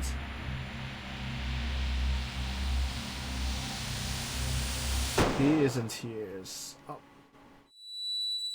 Who got shot? The flame fades away as she falls back, plunging into darkness.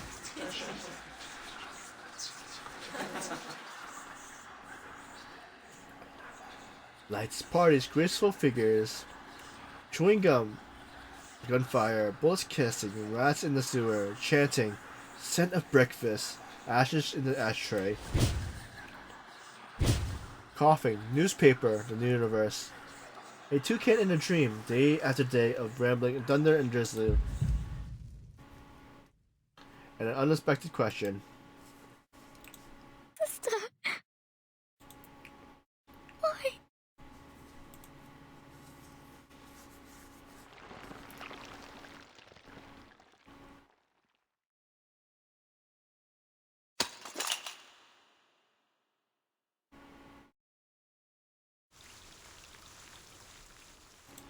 To be continued.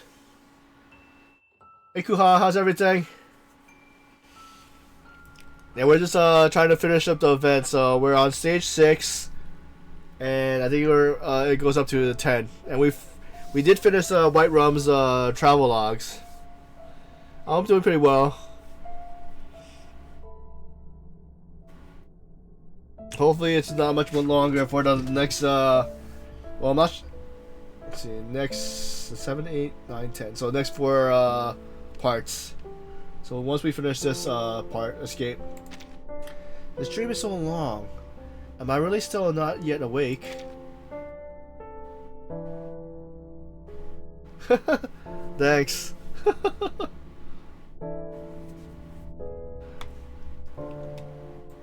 Yeah, cause let's see, did I spell it right? Yeah, she's my artist and rigger, so she did the illustration and the rigging for my model.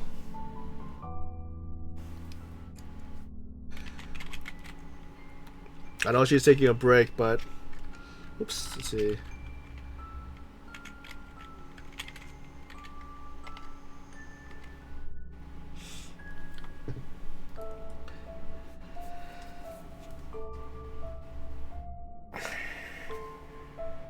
Yep, she did a pretty good job. I can't see a thing. It's as if I'm in a cramped, murky maze. I'm so hungry. How long have I slept? My body feels so heavy. Why can't I leave? I'm so dizzy. So exhausted. Alright, let's see.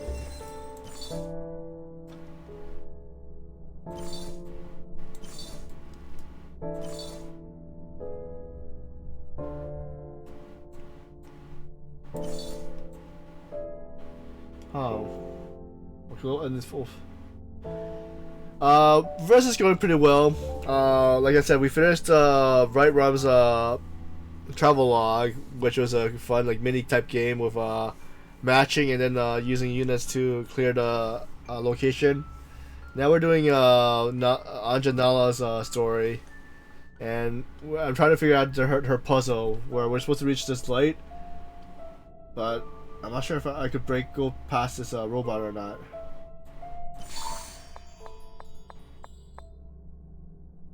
What's this? This path is blocked off. No. It's too heavy. I can't move this. Come here, child. Perhaps I can help you. Who are you? I don't recognize you, but... A strange wind up toy blocks Donna's way. She can't move by herself. Perhaps the elderly maid can offer... Okay.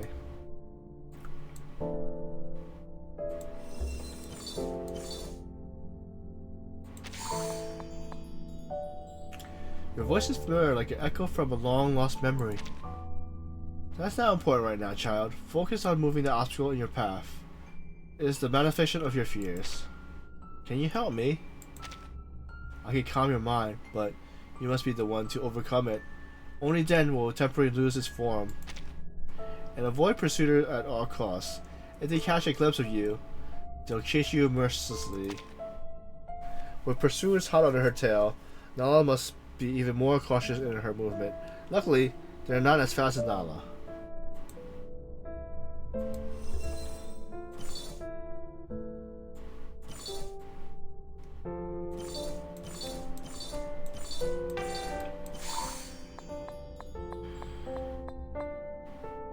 The sword beast falls right in the traps. You, on the other hand, seems to be more cunning than they are. I'm not a naive prey, you imagine, ripe for your slaughter. It doesn't matter what you think, there's still a hefty bounty on your head. Either give up or try to outrun my bullets. Pick one. I choose neither.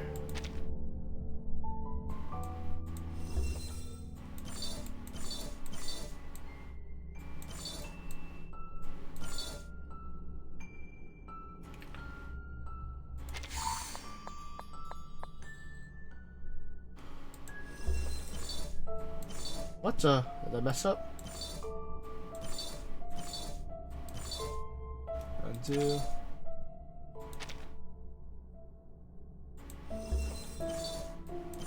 There we go.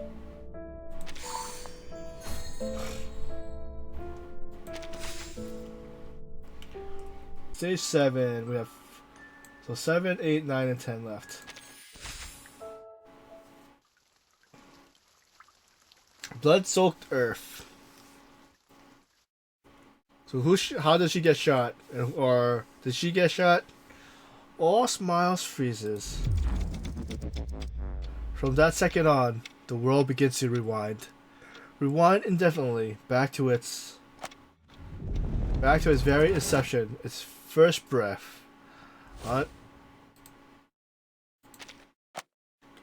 Anjanala's lifeless pupil reflects all the dead souls buried in St. Geronimo Cemetery throughout history, and in the next moment, time snaps back.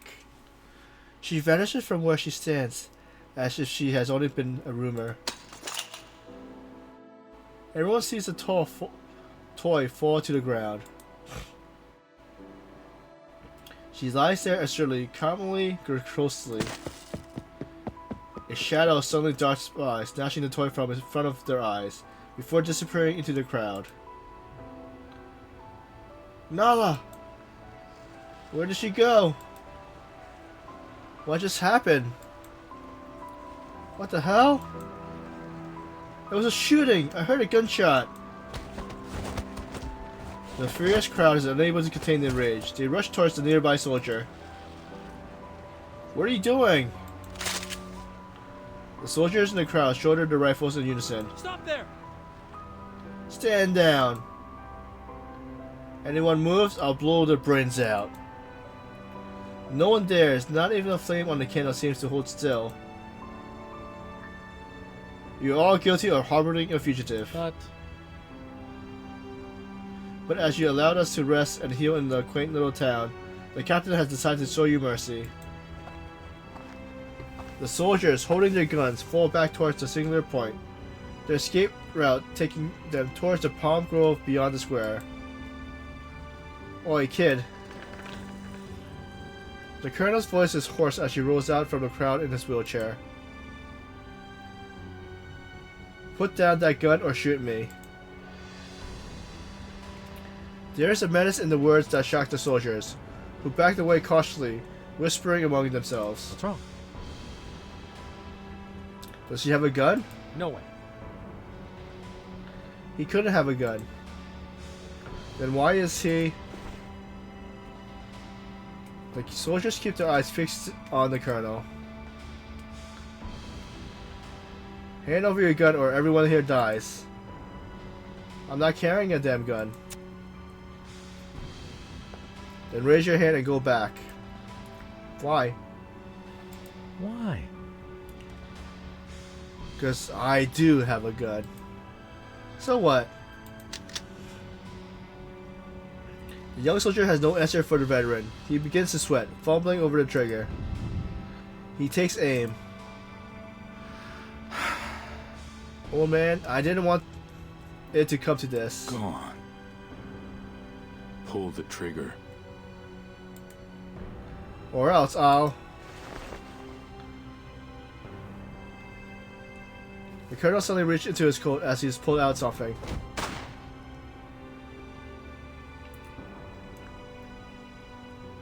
Bang! The bullet's fired, but the soldier's gun is yanked upwards, pointing straight to the sky. Okotira, using the strength that was delivered 267 babies, strikes quickly from behind, launching the soldier's gun upward. The shots startle the birds in the nearby grove, and a flocks of toucans burst out, cutting over the sunset sky. It's a signal. Shoot!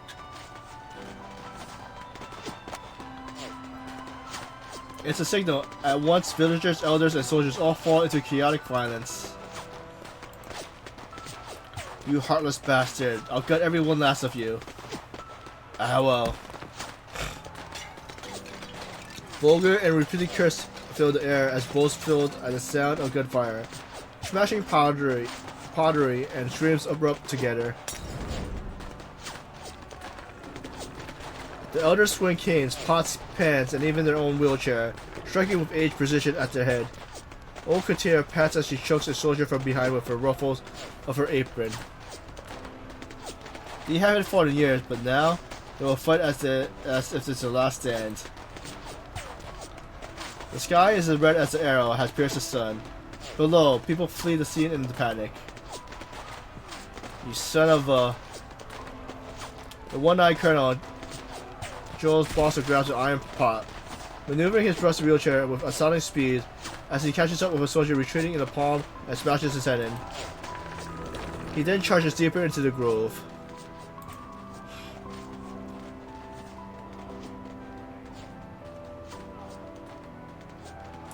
I never intended for things to escalate like that. Shoot. Those old folks went nuts. They're not crazy. Don't underestimate them. The colonel's single eye catches familiar sight. Hey! It's the colonel. He's coming after us. Mordo stands still, giving no reaction to the soldier. Captain? You may go ahead. Go on. I'll handle this. Vamos. He waves to wind up the toy in his hand and walks towards the colonel. She wasn't just a caregiver, Colonel. He seems pleased with the colonel's expression. She's a demon. Meanwhile, just beyond the grove, the square is filled with screams. Whoa. Okatina swings her canes at the soldier, one she has only had patched up, hammering down on the bandaged leg. Matahari's sister, Nalahari. No mercy, you hear me? I will break you just the same as I healed you. Orhor grabs the soldier by the chair hair. Dragging him to the fountain, under the gaze of the Dragon Slayer, he holds his head under water until he stops struggling. Hey Suki, how's everything? Now you're the cutie!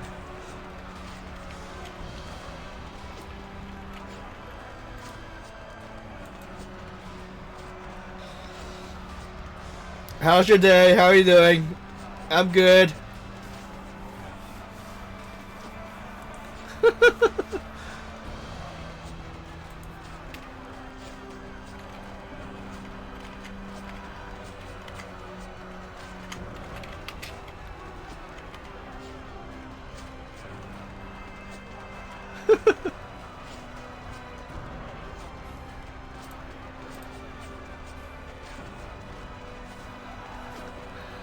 Thanks for hopping by.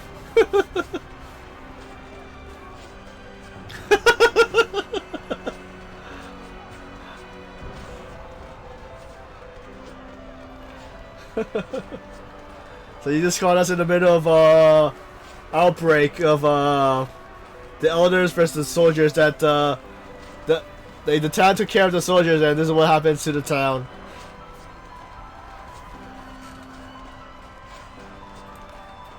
With the battle going on between the government and the Foundation, her bounty will be worth more than every last bean of cocoa in the entire country.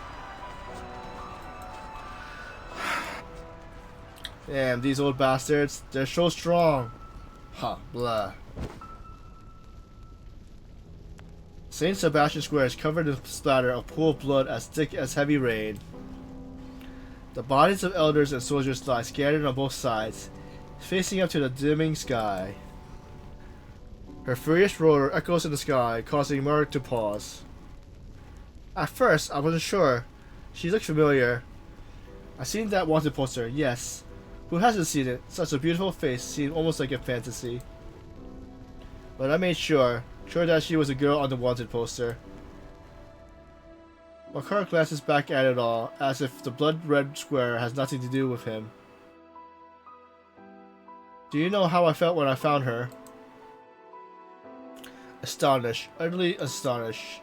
It's been 25 years, and she looks as if she hasn't aged a day. Yet, she was as foolish as evil as ever. There was a difference though, something broken inside her. She'll do anything to feel value, she'll let anyone use her. But once I learned her true identity, she became wary of me. Her vigilance kept me at a distance. This mess wasn't my intention, you see, but it was beyond my control. The colonel looks at the man, wishing now he has brought his cigarettes with him. So you aren't a government soldier. You're just a hitman. Yes and no. The colonel could feel his age. His breath was thin. This won't make your father and brother proud. Who cares? He's dead. They're both dead. They paid for their mistakes.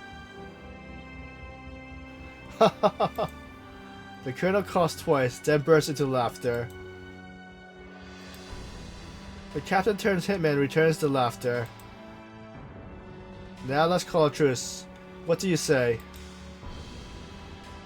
I'll take my billions and leave, while you can continue living peacefully in your little Warefell home. We'll go on as if nothing has happened. You and all your friends can go back to living as you had before. It's like a marvelous story full of conflict, violence, and blood.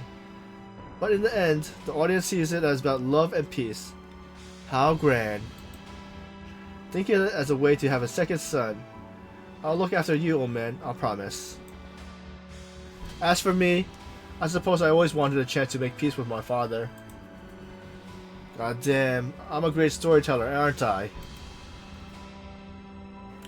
A yellow butterfly, from whom knows where, gently lands on the colonel's shoulder. The colonel smiles, feeling as if his great weight has been lifted from him, light as air. We're the children of our homeland. In its embrace, we've shed blood, sweat, and tears. Alright. Have a good look, Suki. We are betrayed by it, exploited by it, furious at it until our deaths. But we embrace it, love it, treasure it with bitter tears. We help it, change it, build it with their own hands. Only we can endure the tears and loneliness of this island.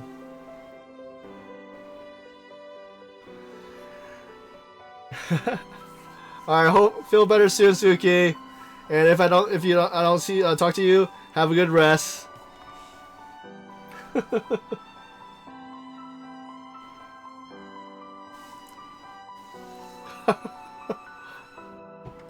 Let's see. What's the percentage?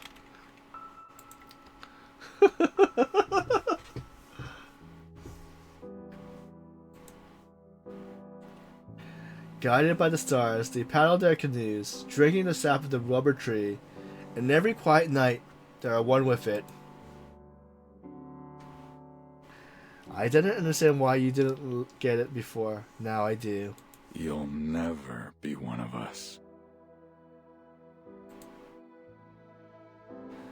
More card trembles.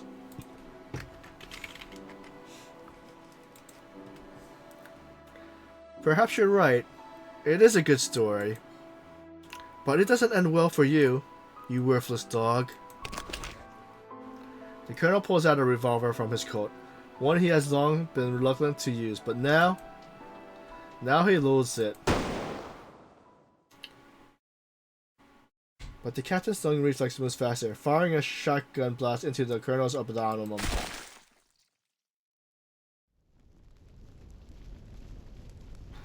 The crack of gunfire sends the birds and butterflies into towns, caressing into air. But as the moment calms, so too does the rain.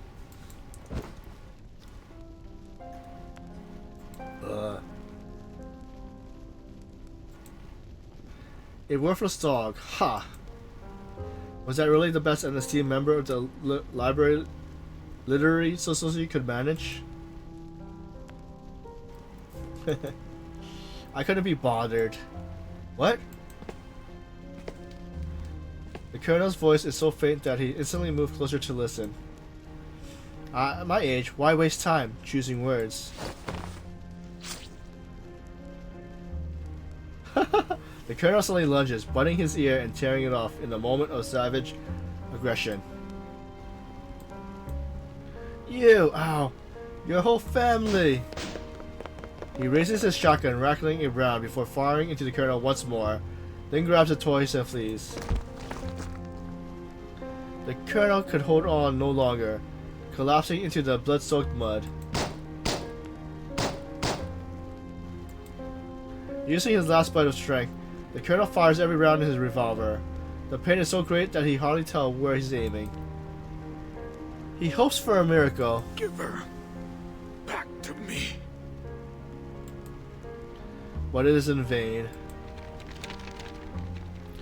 Far away, he sees a piece of paper fall out of the wind-up toy's mouth. Dear Colonel Bastos. I'm so glad to know that you're still alive. This news is even more exciting than that of your victory at sea many years ago. As for me, my life remains largely the same. Old Cassidy takes good care of me. I'm healthy and free from sickness. I'm just as you know me, really. I love rather than hate. Fight for freedom and oppose slavery. Advocate for discussion over violence. Thanks for the luck, Panzer. I hope you are the same. Time won't turn us into something else. I always believed that. In fact, every time I look back at those tumultuous years, I feel another surge of emotion. Your fight proves the supreme courage and devotion in your heart.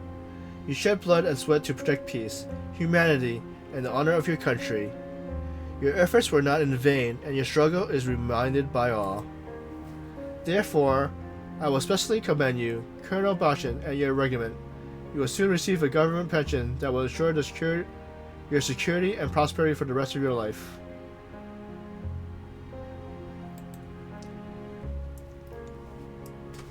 Hey, Doom Buggy.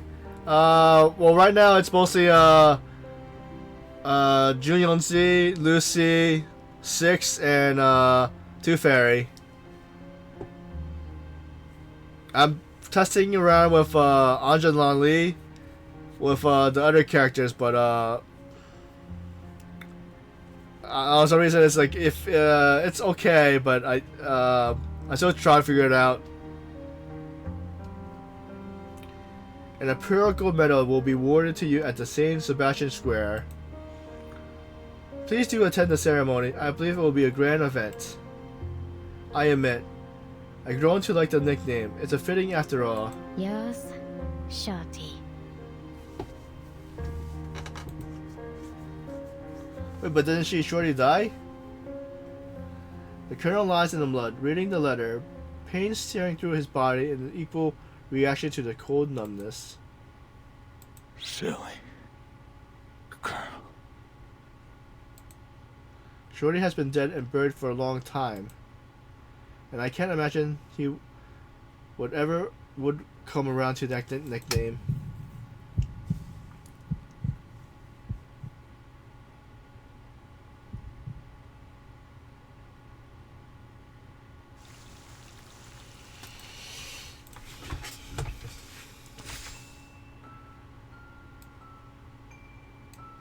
Stage 8, Oh Mother.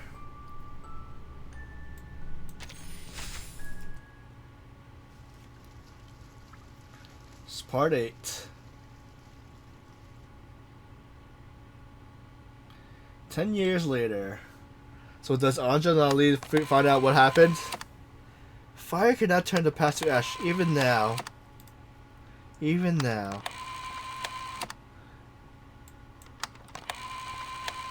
Even now. How many slides are there? Oh, they're still up? Wait, is this the elder from the heartfelt town? The record's stuck. It just keeps repeating that last line. Stop hitting it. Doesn't matter how hard you hit the player. She isn't gonna cop out and sing for you. What's the difference between her singing on the record and singing outside? Well, old fool. Your brain must have been broken. Everyone pack up. It's time to go. Wait.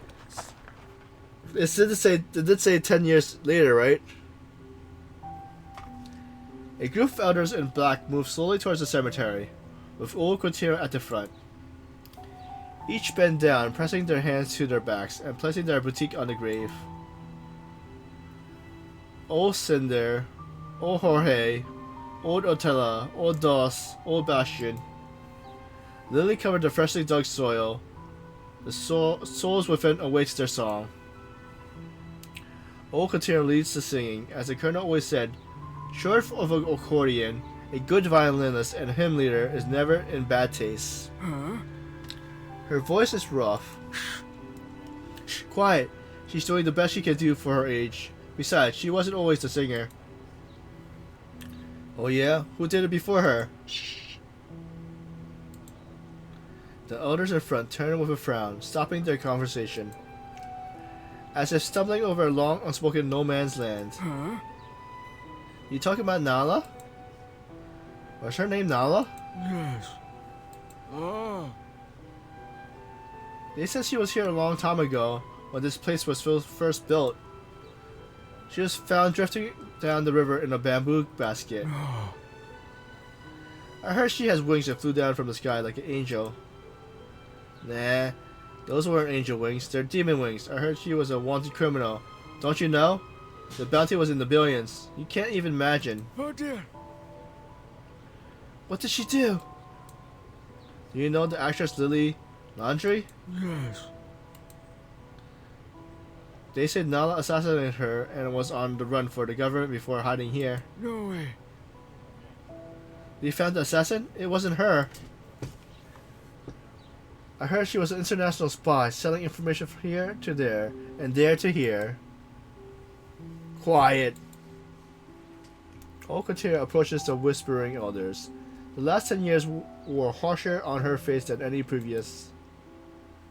What are you all talking about, anyway? Oh, Couture, we're just talking about the previous hymn leader. Most of us left never knew her. Yeah, you've been here the longest. You must remember. Tell us about her. Nala? Everyone nods. Yes. Who was she? What's her story? Come on, Quintira. You must know something. Old Quintira pauses, then sighs. She... Trying to remember isn't easy. She wades through memories that have grown thick as tropical foliage. But patience brings a reward, a memory of joy and laughter. She always knows what we need. No one pries further. Old Quintira looks up to the sky, as if it's seeing an angel descending from above. The answers flood back to her with a rose-colored glow.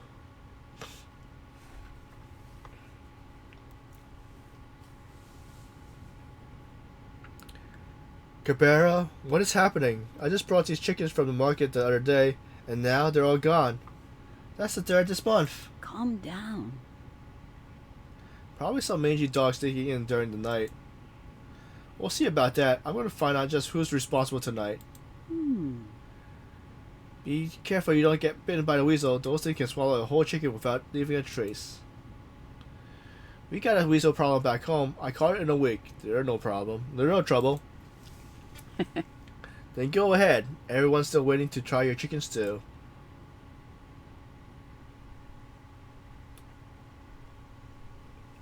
Night falls. Old Quintira stays awake, waiting for any movement in the chicken coop. I was just wondering, Dung Buggy, what does your team look? What does your team consist of? Finally, the first chicken squawk sends her rushing to the coop. Old Couture holds a lantern, searching the ink-black night for the source of commotion. In the dead night, she sees a disheveled girl with a chicken foot sticking out from her mouth. So you're the little weasel stealing our chicken. Blood drips from the girl's mouth. Quintira couldn't tell if she was the chicken or her own. The girl yanks the chicken claws out of her mouth, wincing in pain. Don't do that. In a flash, the girl extends her claws, pinning Old Quintira against the wall. Are you gonna lock me in the cage? Oh, don't do this, child. Please don't be afraid. I'll do nothing of the sort. I just wanted to know what was happening to the chickens. The girl stares succinctly into Kotira's eyes. Look, I'm unarmed, I'm old. I couldn't catch you even if I tried. Believe me, I only came to check on the chickens. In fact, until now, I thought you were only a dog. The girl releases her grip, then makes a quick retreat towards the corner, hiding the rest of the chicken in a bundle under her arms. Seeing Okotera makes no further movement, she begins swallowing the chicken again. Okotera slowly approaches. Hi. She reaches out, trying to touch the girl's head. The girl trembles, burying her fans at the aged midwife. Okotera stops, her hand hovering in the air. Then, as if making a decision, she continues until her hands falls onto the girl's head.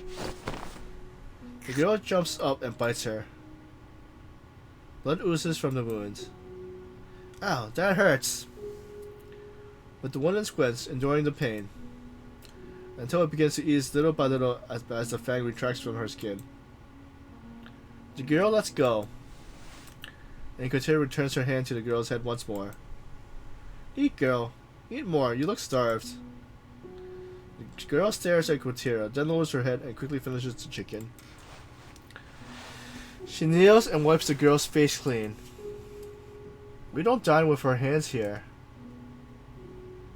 It seems you have much to learn about proper etiquette, but I can teach you, if you let me. Okotira hands the girl a handkerchief. What do you say? Will you be our new caregiver? The girl's eyes are fixed on Okotira. After a long while, she sniffles. Will it be warmer inside?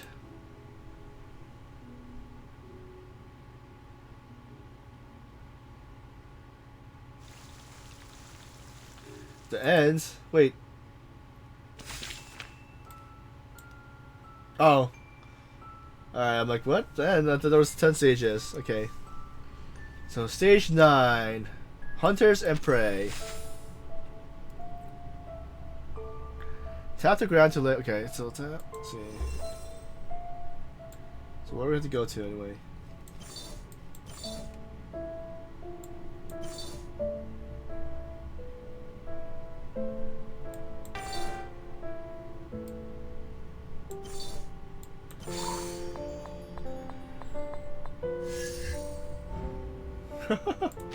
Alright.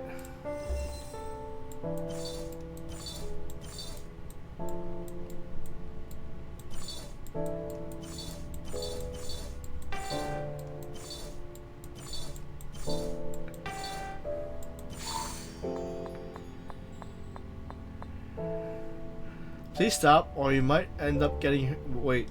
Please stop, or you might end up hurting you. You're not as weak as you pretend to be. So, this is who you really are. A dangerous and powerful demon. I have no desire to harm you, but if you continue to push me, I will not hesitate to break your neck.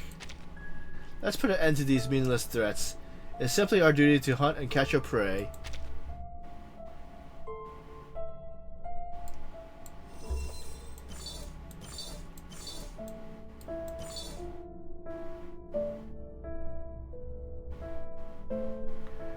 Let's see, if I could hey, would that work?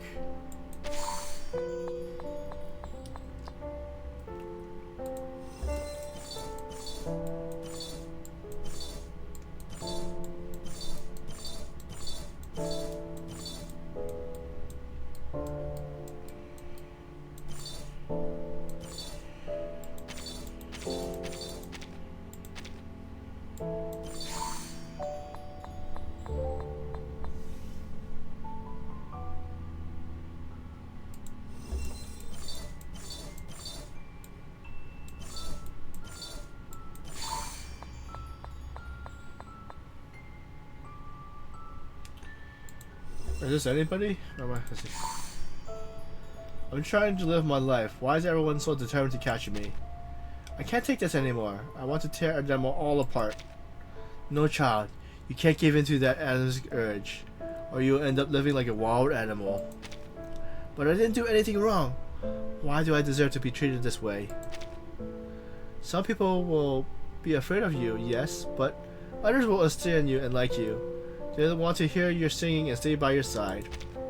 So calm yourself, child, and try to change. Try to become a new person.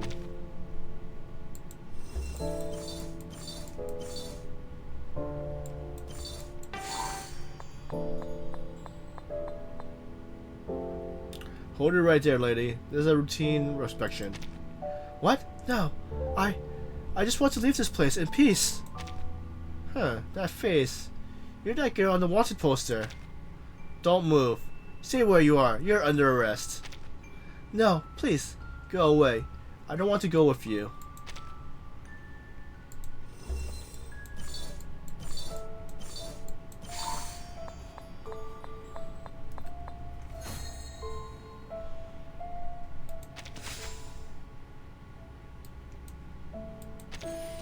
Alright, stage 10.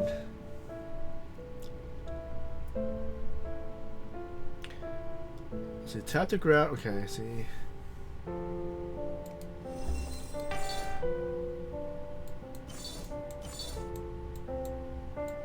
Wait a sec, what?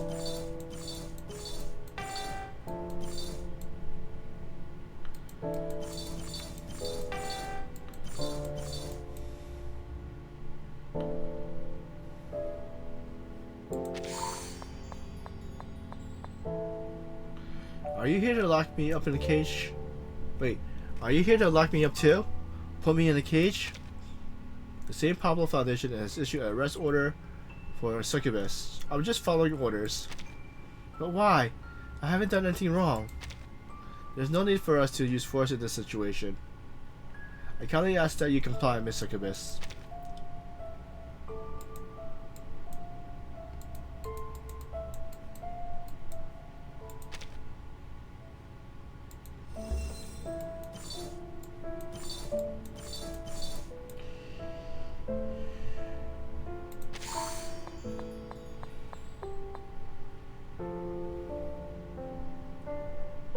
Huh.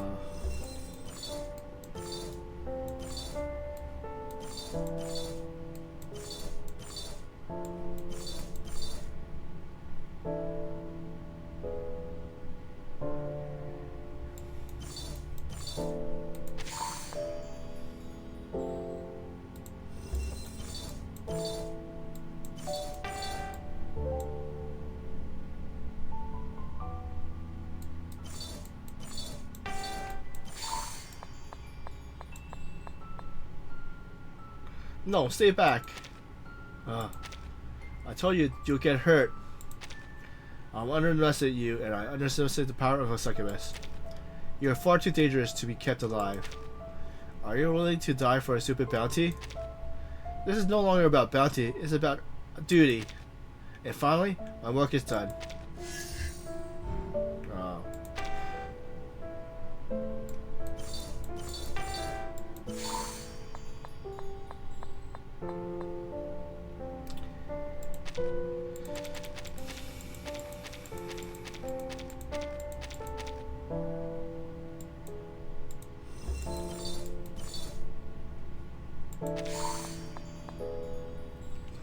Over here, child. Follow these directions. They'll see you to safety. Take advantage of the kiosk and head south. You'll be able to lead a peaceful life there. A peaceful life? Will I be as wealthy and carefree just as before? No. You won't be wealthy. You might even have to work, but you just might gain something you never had before. Go, child. You'll see when you get there.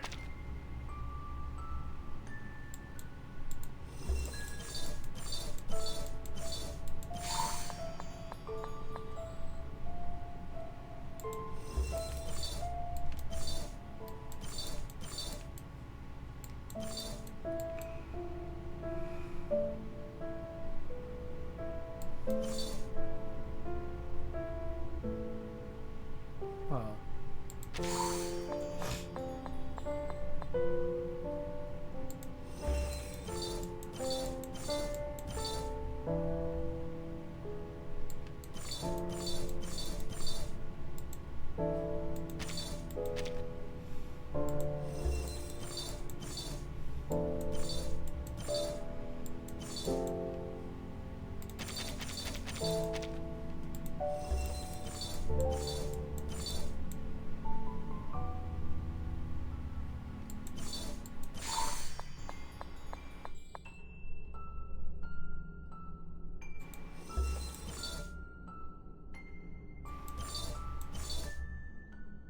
You know what? How do I...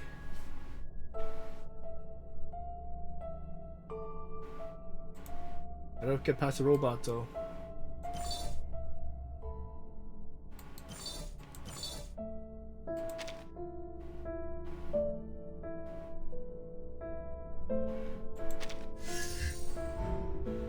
Okay, let's see.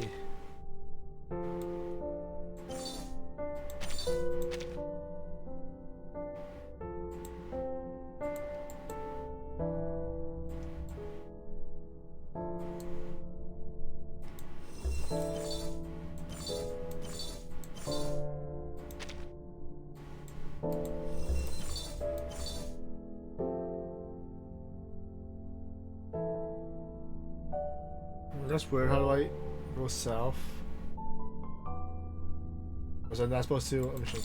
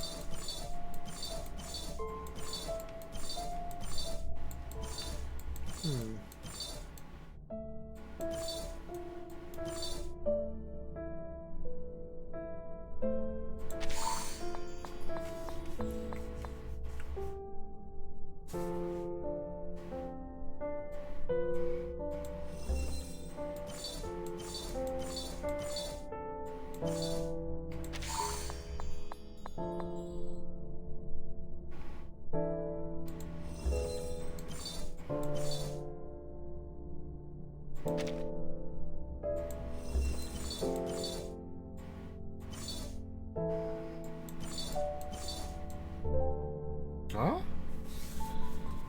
Am I supposed to go back to the other one?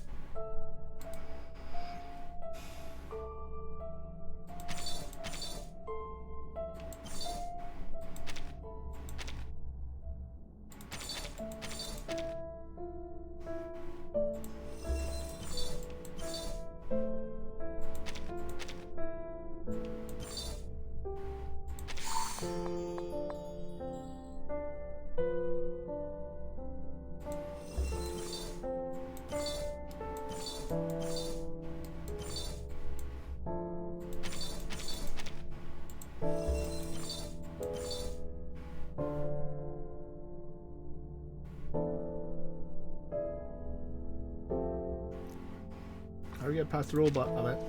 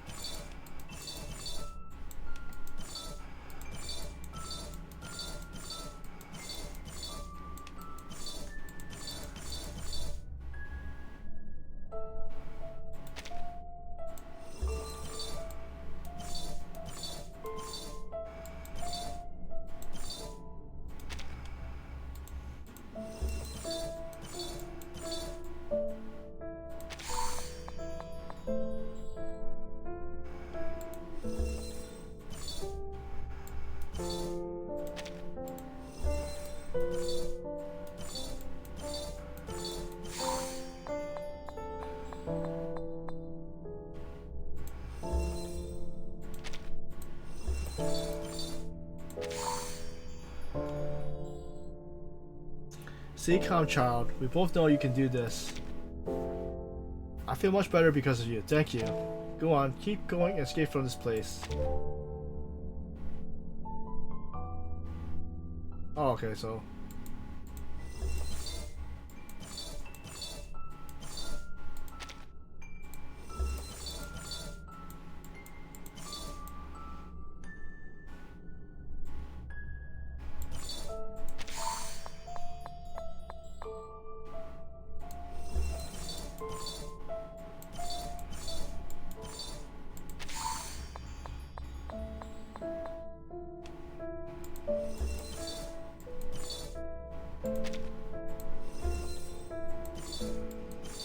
What the?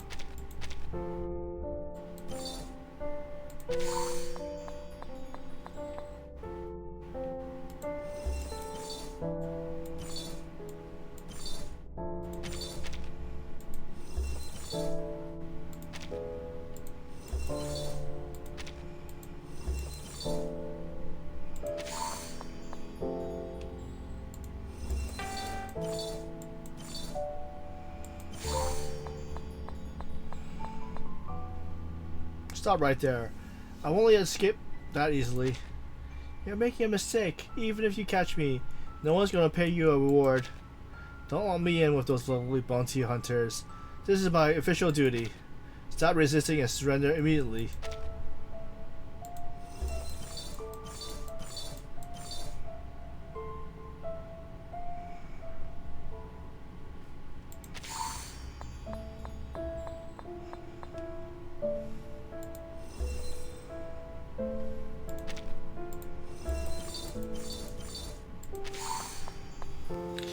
We escaped finally. Beautiful. Beautiful. Infinite.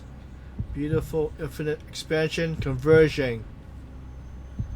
Leaping, molten, piercing, striking to the bone. Mine. Yours. The future. Empty. Empty. Empty, empty, empty, empty, empty.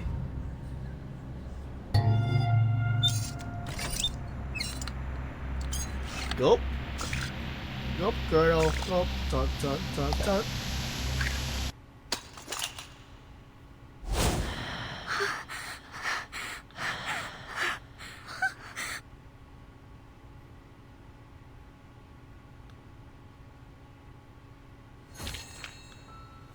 Escape the nightmare. Alright, let's see. We completed everything? Alright, so we finished her story. So it's only 8, and then these other 2 are just the stages. We finished the survey. And we have Into the Rainforest and Masson in 4 days, which is probably a week.